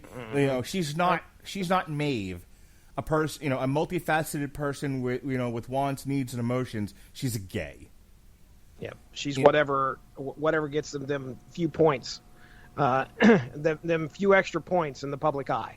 It's dehumanizing, and I love that. And I love that about the show, that the show recognizes that. And I said the supreme irony being, you're the people doing that to people, though. You're the machine that dehumanizes people. Like what rich irony that you're editorializing on the shit you do. Well, who else is gonna editorialize on it in a way that people care about? I mean, you're not wrong. Can I not point out the irony? You absolutely can. I deeply appreciate that. I just do think it deserves to be said. Bloggers have been complaining about this for years now, and no one cares. Yep. So that's the one thing I wanted to talk about. In the back of my mind, I also think somebody should bring up the girl and the Frenchie. Just because it plays such a big role, especially in the first 4 episodes, with the girl's brother and what happens to him. Except that I don't give a shit about any of those characters, so I don't care. Jesse, your thoughts? I obviously love the relationship between Kimiko and Frenchie, and they're evolving. At one point they were as far apart as you could get, and then towards the end, obviously they're finally starting to find common ground. And Frenchie loves her. You could tell Frenchie absolutely loves Kimiko, and is trying to do what he can to save her. And when Kimiko goes off and does all the Punisher stuff, in taking hits from Frenchie's former girlfriend, and Frenchie does one thing, and he comes into that church and he says, "This will poison your soul." And it's another virtuous statement by one of the boys. And you could tell he just has nothing but, he wants good for her. And this girl got reunited with her brother, then watched Stormfront kill her, or kill him. So pretty violently too. Yeah, it was rough. Are we talking about Stormfront here? I mean, is that coming up next, or are we? Or I imagine next. Okay, because everyone's favorite social justice Nazi. We at least got to close out with that. I didn't know there was any more to talk about her with, so yeah, use your time to talk about her, because honestly, I thought we covered it with Homelander. Aya Cash, I mean, all I really have to say is Aya Cash, I don't think I've seen anything in with her in it before. And I say Aya, however you pronounce her name. But my George. goodness. Did you even pronounce it differently between those two times you tried to say? Aya. Aya, baya, fafina, fanana, bana, bobana. Exactly. So yes, I do have to mock everyone else's accent on occasion. That's all right. Can't help it. Vampirella. Vampirella. So anyway, fantastic. Probably one of the top 3 performances of this season, in my opinion. She is so. Her superpower, obviously, we see that manifest on the screen, but I swear it's also passive aggressive, because she can really make you think, just the way that she acts, and fantastic. I just really want to give her props, and yeah, she's a great villain.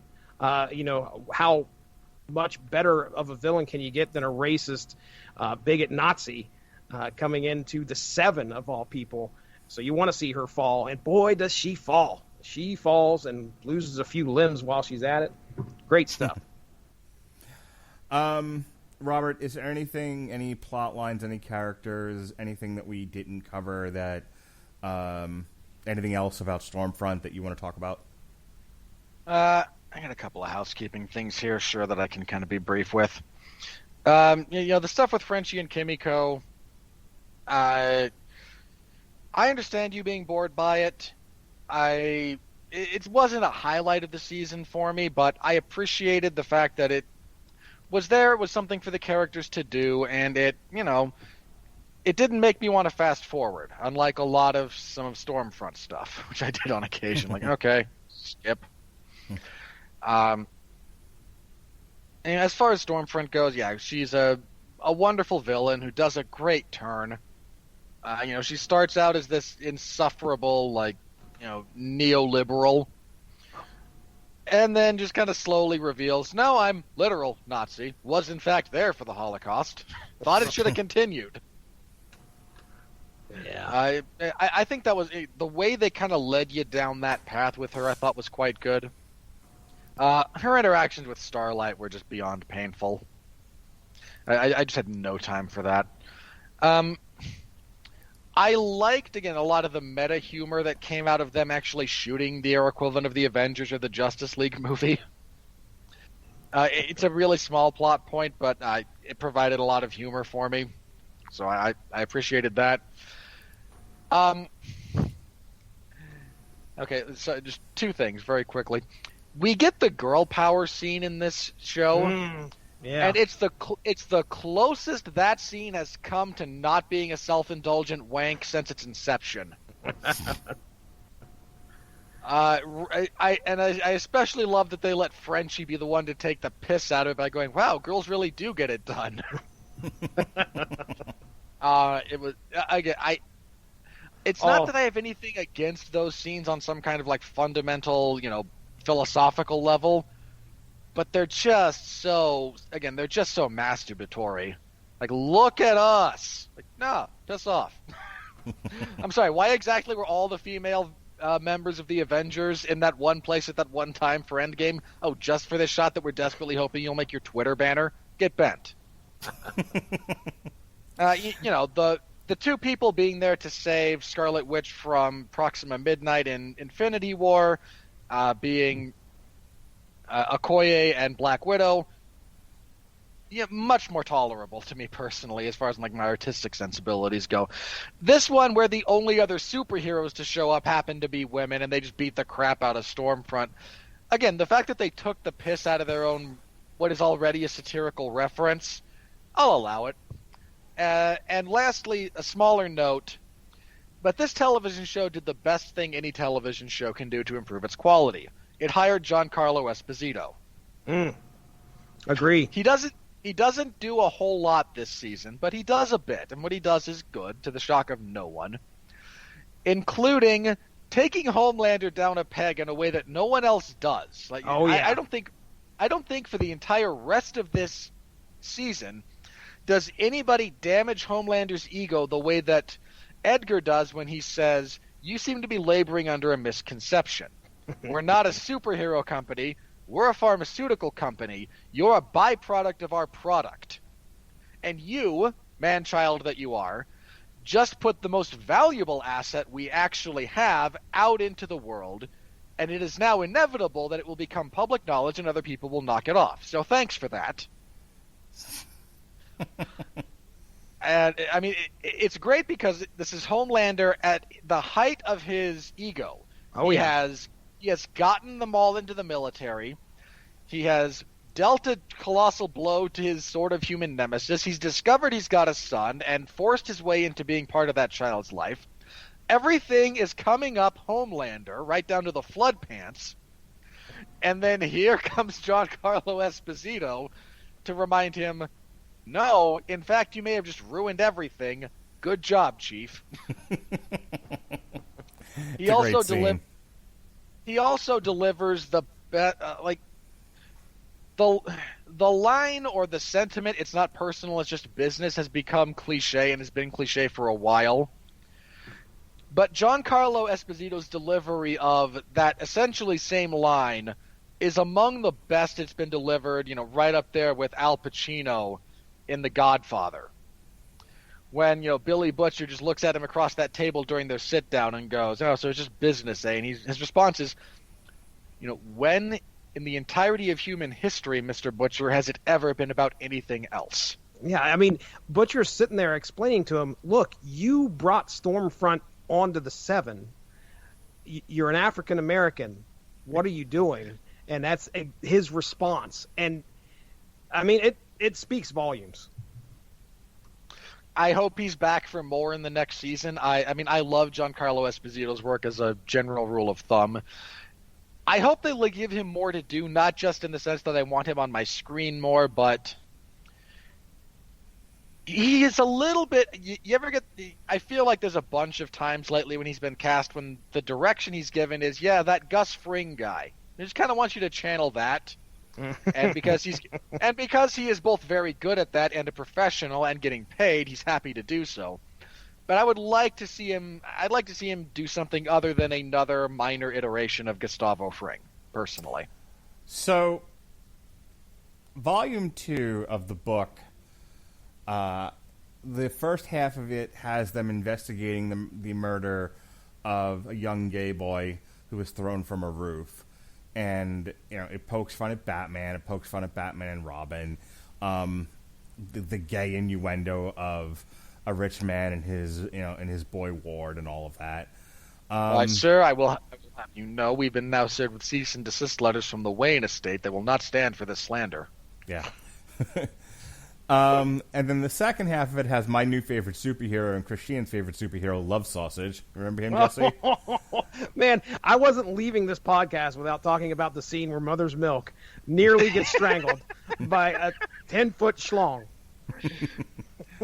My favorite scene related to that is not so much that it happened, which is funny, but in the aftermath when Mother's Milk is talking with Butcher and Frenchie in the background with his horse. And tell him you almost got choked out by a 20-foot cock, and then when Butcher hears enough of this to go, wait, what did Frenchie say? And Mother's Milk, the only way to pass that off is the way he does. It's just Frenchie being Frenchie. So, like I said, in the book they work directly for the CIA and they're their own little hit squad. But like I said, the first half of it has Butcher and Huey kind of in the role of detectives, as they're on the case trying to solve the murder that the cops botched of this young gay teen. And then the second half of the book is them on this mission to Russia.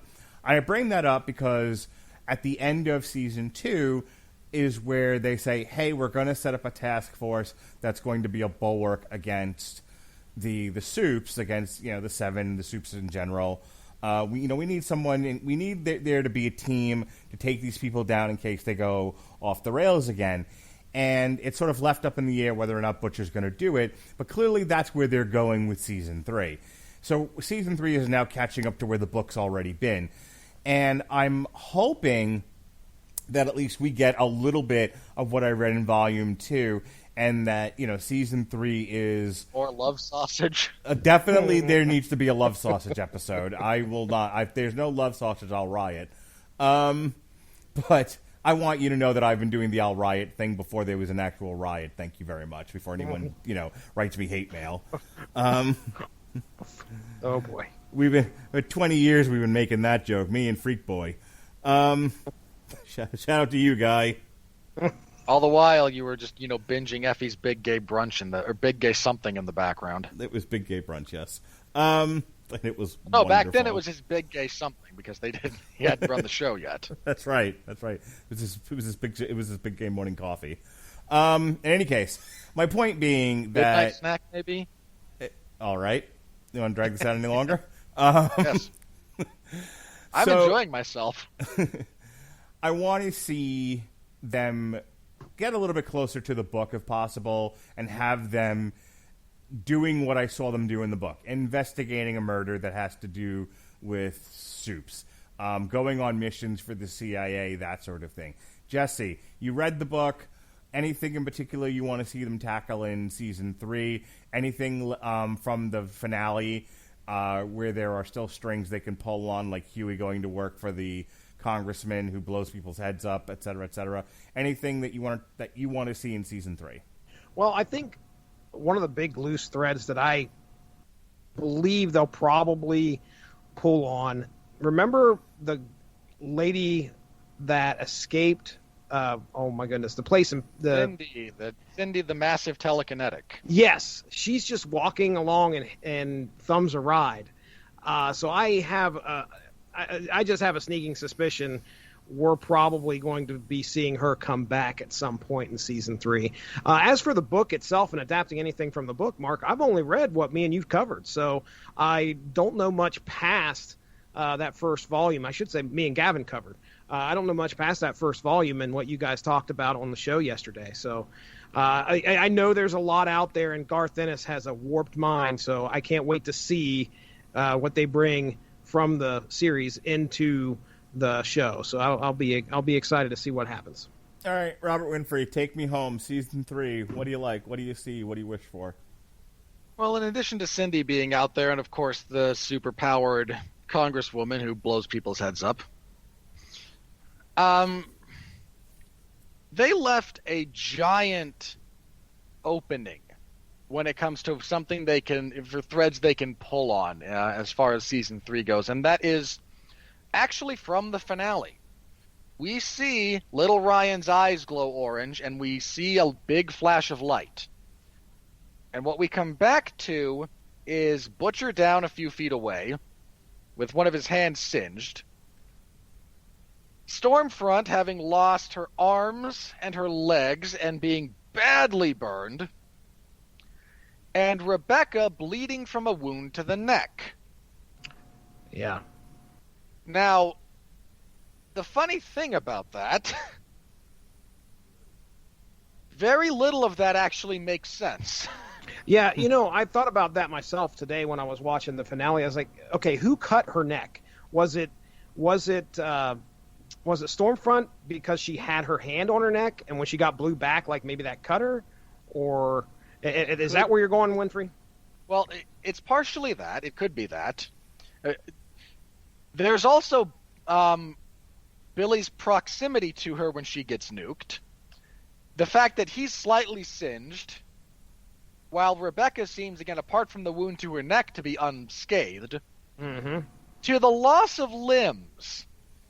Now, we've seen Homelander sever them very deliberately with his eyes.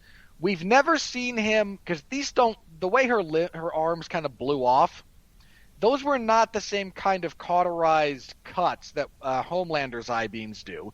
Those were more, what's the technical term for it? Traumatic amputation, I think, is the kind of medical term for something that is like blown off. Something like Anakin in the lava. No, because Anakin's limbs were cut off by Obi-Wan, and then he just caught on fire. Well, okay, I guess I brought that up because that's kind of what she looked like to me. She's certainly visually, yes. Yeah, she looked like Anakin at the end of Revenge of the Sith. Look, Darth Stormfront, it could be coming. That was what I was getting to, yes. That's definitely a thing that they could potentially go for, but it's more, I think if they wanted to play around with stuff, the details of what happened when Ryan's eye beams went off could be something, because we saw Homelander's eye beams and what they did to Stormfront, and it wasn't that. So whatever's going on... Laser my tits, you pussy. Yeah, now maybe it's just that he has more control, and if he completely loses it, we'll see something more akin to that. I don't know. But again, the way that whole sequence is structured, there is most certainly room for them to insert other narrative beats or twists and turns into the story. I like it. All right. Well, this was a long show, but we had a lot to talk about, and we have very verbose people on this show, so, that's going to happen. I resemble that remark. We've only said it 100 times tonight. Yesterday we covered The Boys Volume 2, Get Some. This Thursday we've got a double shot for you. First, myself and Chris Bailey will be talking about both nights of AEW New Year's Bash. And then in the evening... It all sucked. Thank you. In the evening time, myself and Cole Marentet and Sean Cromer will be looking at the second part of the Transformers War for Cybertron trilogy of cartoons. Last week, Alexis Hana and I reviewed Red Sonja and Vampirella. Meet Betty and Veronica. You me, sir. That physically hurts me. We went on to review the first part of The Wonderful World of Mickey Mouse, the new the new shorts on Disney Plus, and then finally we looked at Series 2 of His Dark Materials, which was based on The Subtle Knife. The Podsman and I also reviewed New Year's Evil and the Brody Lee Celebration of Life. So that's all up in the archives. Next week... Can I also just say, if you thought Rhea Ripley and whatever her face is was like the most brutal... Whatever. If you thought that was the most brutal women's match you've ever seen, I really need to introduce you to some 90s Joshi, because tame. Okay. If you've never seen Aja Kong... But I can't say that it's not if I've never seen that stuff before. That's fair. But if you've never seen Aja Kong try to headbutt Manami Toyota to death in the corner, you have not seen woman-on-woman brutality in the professional wrestling sense, sir. Terrific. Send me a link. Next week, myself and Pat Mullen will be looking at the human fucking wrecking machine that was George Foreman. Jesus, Mary, and Joseph. If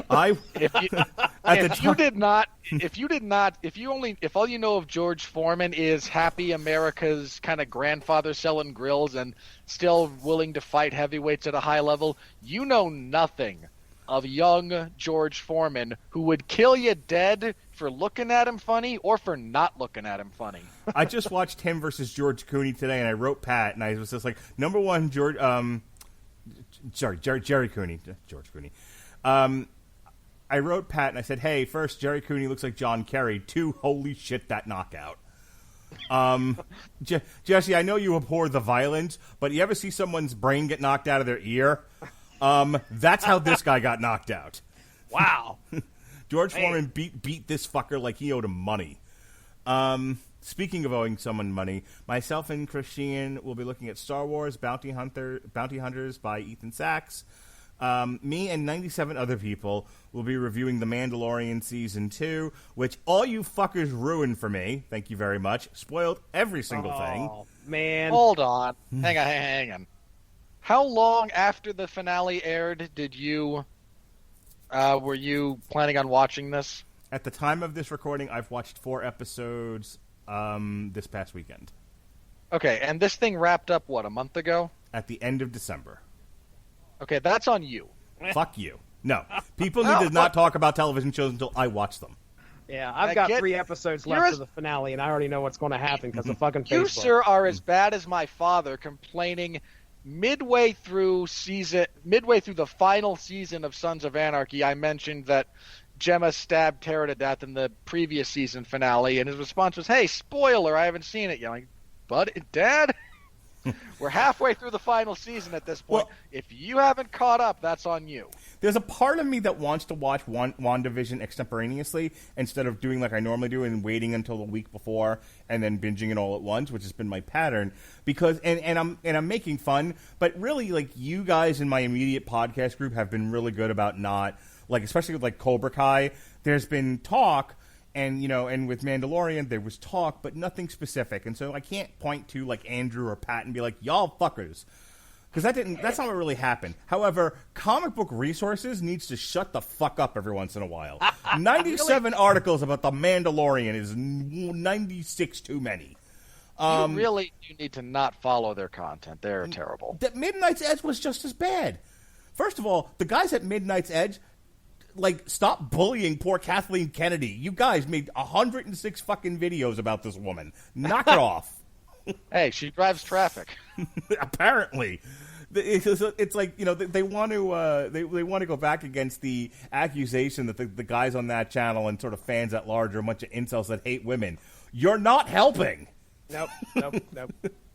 Jesus, I spent New Year's watching their videos, and at the end of it, I was just like, I want to send Kathleen Kennedy a get well card or something. Like, I feel bad for her now. Fucking bullies. Oh, no. Why should you feel bad for the woman in charge of a multi-billion-dollar franchise? Look, she fucked up and she's an asshole, but she doesn't deserve the 112 videos that the Midnight's Edge people put out named Kathleen Kennedy's total failure, Kathleen Kennedy's fucking failure is complete. Jesus Christ, obsessed much? My Well, God. yeah. Oh, wait, really, Mark? You're asking if people who make a living off of Star Wars fandom are obsessed? Yeah. In other news, the sky is blue. Film at 11. Water's wet. In addition to which, we will be reviewing Hard to Kill. On the same day as our Mandalorian review, we'll be doing an on trial for the Karate Kid 2010. Shut up, Robert.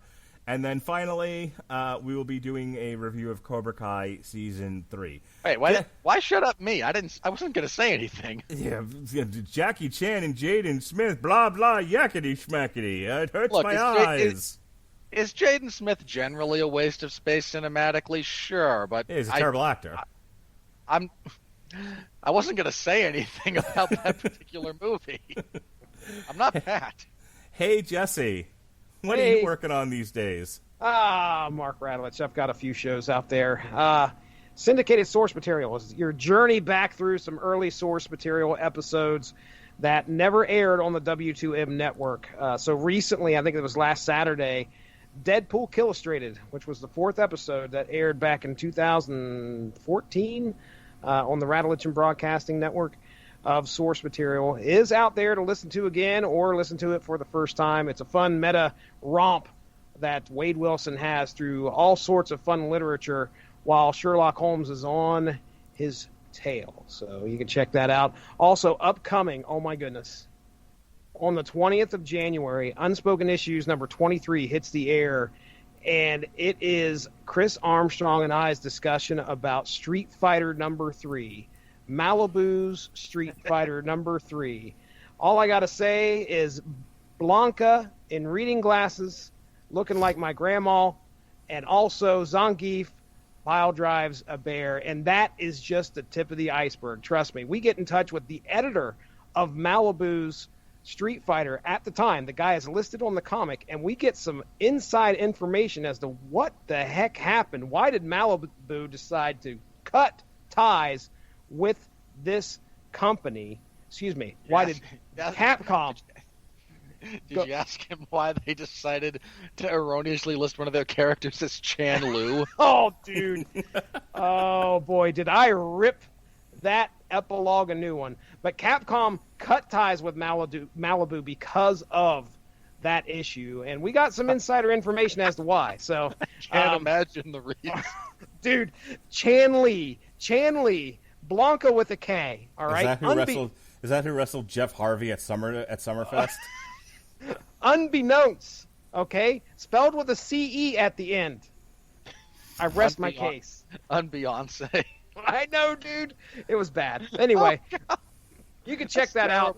We've got other episodes upcoming for Unspoken Issues sometime. Me and Chris are getting them in the can whenever we have the chance, so you can check that out. But other than that, before you go, I want everyone to know that if you're missing Jesse Starr, and I know you are, he isn't so essential that he can't dedicate himself to a week of Back to the Future content.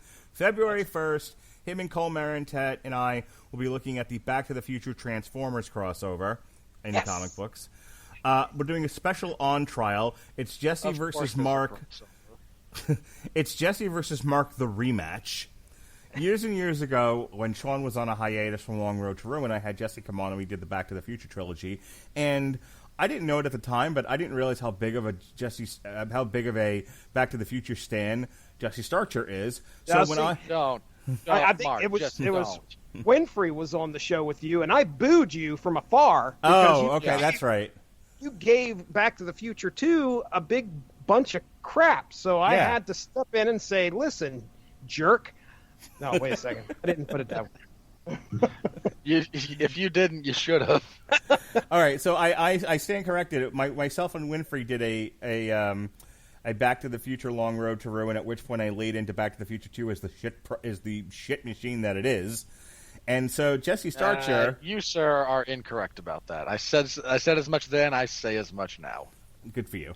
So Jesse Starcher, defending the honor of Back to the Future 2 like a knight in shining armor, will be on trial to defend Back to the Future 2 against my my prosecution. Prosecution. Okay, right. It's like called on Mark, trial. It's a mock trial. See, is that what happened? I have to warn you, Mark. You understand that in this circumstance, you are... who's the other guy? You're not Gennady Golovkin. Who was that other fellow we covered and thought beat Canelo? Oh, Jesus Christ. I can't I know remember. I'm not going to have the answer for this. Was it Danny Henry? I don't know. The point being, you, sir, are trying to step to Canelo. And we all know how the judges' scorecards work in that case. On the Metal Hammer of Doom that week, we were looking at the top 10 songs of the... What is it? I can't remember what we're doing here. We're doing something with Back to the Future week, tying it in there somehow. Yeah, the top 10 songs of Back to the Future week. So whatever week that Back to the Future came out in the 80s, we are looking at the top 10 songs of that week. So that'll be fun on Metal Hammer of Doom. That is February... Not be fun. that is... Shut up, you. That'll be February 3rd. And then Saturday, a very special episode. We don't do these very often, but we did a reaction show to the Kentucky Fried Movie where Robert and I just watched it with the cameras off, and then we turned the recorder on and kind of recorded our instant reaction to watching the movie. He had never seen it before, so it was capturing his first reaction. Well, we haven't done anything like that since. So instead of doing a commentary, we're doing a reaction to the original Back to the Future. But here's the caveat to that. Jesse's going to watch Back to the Future with his family at home. I'm going to watch Back to the Future with my family who won't shut the fuck up and won't listen to the dialogue at home. You can put that on the end of mine, too. Okay. That's exactly what's going to happen with my family. So while Jesse's children won't shut the fuck up and and won't stop playing with their phones, and while my children won't shut the fuck up and won't stop playing with their phones... we're going to make them watch this movie, and then we're going to send them out of the room, and then we're going to come back, and then we're really not going to talk about the movie. We're just going to complain about our families and how they wouldn't watch the goddamn movie. Perfect. I'm sure Caleb will come away from this going, wait, why is... I could have sworn there was a Marty McFly costume at one point in Fortnite. Is that where I know this from? Oh, perfect. That's exactly what it would be. Dude, I can tell you that he went on Skate 3 and created himself a Marty McFly guy with a hoverboard underneath of him. So there you go. I can already tell you what my kids' reactions to this movie is going to be. My daughter's going to complain that there's no female heroes in it. My son's going to identify with Biff. Okay, hold on. I have no problem with your son identifying with Biff because that surprises me not at all, especially the way he ends up waxing the car of another person for money because he's such a loser. But Lorraine is not a weak character by any stretch of the imagination. Shame on your daughter for that take prematurely. Okay. You know what? Now that you mention it, that'll probably be her reaction. It's just like, well, I like the Lorraine character, because of course you will. Oh, I like the Lorraine character. Why did she nearly get raped? Yeah. God, I'm not looking forward to that. Well, man, there's going to be some awkward stuff I have to try to explain. Why does she like suddenly her own Winfrey's son? very interested in this podcast. I got to hear what happens. I might be invested in this now as a listener. I might have to. So yeah, we're gonna watch the movies with our families, and then Jesse and I are gonna get to. We were originally gonna do like a joint commentary, but it's way too many people talking all at the same time while trying to watch the movie, and it's not gonna work. So it'll just be after we send everyone to bed. It'll be just Jesse and I talking about our family's reactions to Back to the Future. It'll be an interesting experiment in podcasting for sure, right, Jesse? If we had figured out how to make use of our Patreon account, we could be recording our live reactions and then offering that as Patreon content, and then doing the post reaction as the free stuff. But I would love to yell at my kids while recording. That would be fun. Yeah, here, play the Rattledge and Broadcasting family drinking game. Take a drink every time I yell, "Shut the fuck up" at one of my kids. Was it that bad with Flash Gordon? I don't remember it being that bad. Well, no. Well, that one they were allowed to talk over the movie, so they were perfectly well behaved. The only problem was getting them to not talk over each other.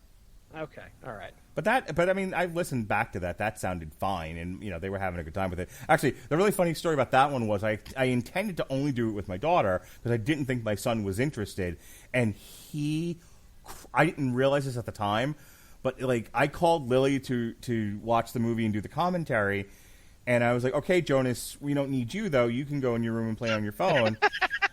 Not thinking he wanted to be a part of it. And my wife, like 5 minutes later, before we started, like taps me on the shoulder, like, can you please let your son be a part of this? You've really upset him. I'm like, what the fuck?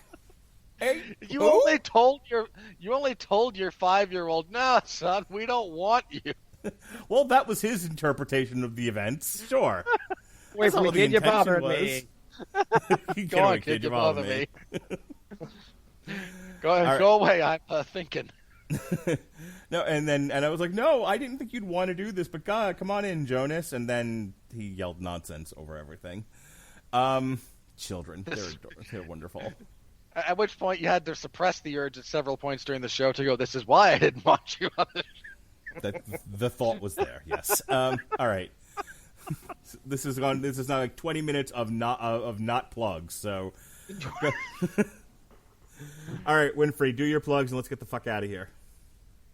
All right. Since the UFC machine is starting back up, you can find me hosting the 411 Ground and Pound MMA podcast. This last week, we looked back at the year of 2020.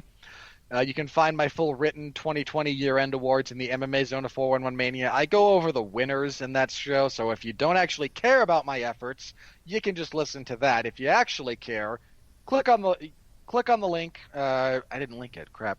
Go to 411mania.com, MMA Zone. It's one of the only things that's been posted over the last few weeks. It's right there at the top. So you can find out my thoughts on some of the performances and whatnot from the year of 2020. The good, the bad, the otherwise. Happy to have been here. Let's see. I will have coverage of the UFC's return to action. The UFC is on ABC, the American Broadcasting Corporation. This coming Saturday, they'll be starting early in the morning, I think around noon. They're trying not to conflict with some football game. I forget if it's the kind you care about, professional, or the kind you tolerate, collegiate. But one of those two. So you can find my coverage of that in the MMA Zone. That main card for that event, by the way, really good card. Main event of Max Holloway and Calvin Kattar. That's a striker's delight right there. Those two are high-level strike-based technicians. Should be a lot of fun. Supporting card for that is very, very solid. You've also got I don't want to reference this fighter because I know Mark's stupid joke before he makes it, but Carlos Condit will fight Matt Brown in a guaranteed good old boys violence fest. And what was the other major one from the main card? Santiago Ponzinibbio and Li Jingliang should be really fun.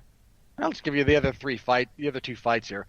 Joaquin Buckley, holder of the Knockout of the Year for 2020 by unanimous decision across all platforms. Good lord, that kick. Will fight Alessio Di Chirico, and Punahele Soriano will fight Dusko Todorovic, which should be a decent enough middleweight fight. Excuse me, sorry. No, I was correct. I hate when I read that guy's name because the O's and R's get confused when I look at them, but I know it's Todorovic. So that'll be fun. Again, that's a really solid main card, so watch it. Follow along if you can't watch it live. Follow along if you are watching it live. Hang out in the comments section. Again, the 411 Ground and Pound show this coming Sunday. Review of that, double preview, because this coming week we have an event on Wednesday, early in the morning, because the UFC hates me. And then the big pay-per-view, Conor McGregor returns for a rematch with Dustin Poirier. Not this coming Saturday, but the next one for UFC 257. 7? Yes, 7. Poirier and McGregor should be a lot of fun. That card finally got some value. Apart from that, in the co-main event, Michael Chandler makes his UFC debut against Dan Hooker. Pity it's only 3 rounds of violence between those two. So that's pretty much where you can find me. I host Damn You Hollywood. We, when there are movies to talk about, we talk about them. So you can find reviews of Soul and Wonder Woman in the archives if you're so interested. And we have most some stuff importantly, going on forward. January 30th, Rob Winfrey makes his glorious return to boxing coverage on the Rattlevision Broadcasting Network, as we will be doing the main event between Caleb Plant and Caleb Truex. Yes, because there can only be one Caleb. The other one will have to start spelling it with a K and be thusly shamed. All right, you good? Yeah, again, that's pretty much everything for me right now. Be on the lookout for more updates from the Rattleton Broadcasting Network because we are hammering out a schedule for Damn You Hollywood. Since all the production companies and distribution studios are giant girly men and are not releasing anything, we'll be seeing what we can figure out for movies to talk about going forward. Netflix is having a bunch of releases. We might slot in some older Damn You Hollywoods. You know, we'll pick a movie from years gone by and talk about it in our glowing terms or not so glowing terms. But that will be the only way we get to talk about the money for the foreseeable future is when we talk about, hey, 20 years ago, this made so many millions of dollars and it was great. Hey, remember when Disney had every movie all of their movies in the top 10? Those were times. All right. Remember last year when 7 of the top 10 were over $1 billion? Yeah. Well, sorry. Not last year, 2019. Yeah. 2020, the lost year in movies. All right, folks, it's been 2.5 hours. I'm sure you're sick of us. We're sick of it. It's all sick of it all, right, Jesse?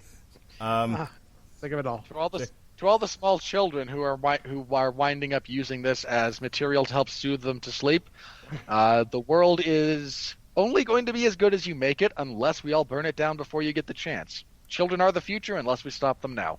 Fuck Fresca. Well said. Be well, be safe, and behave.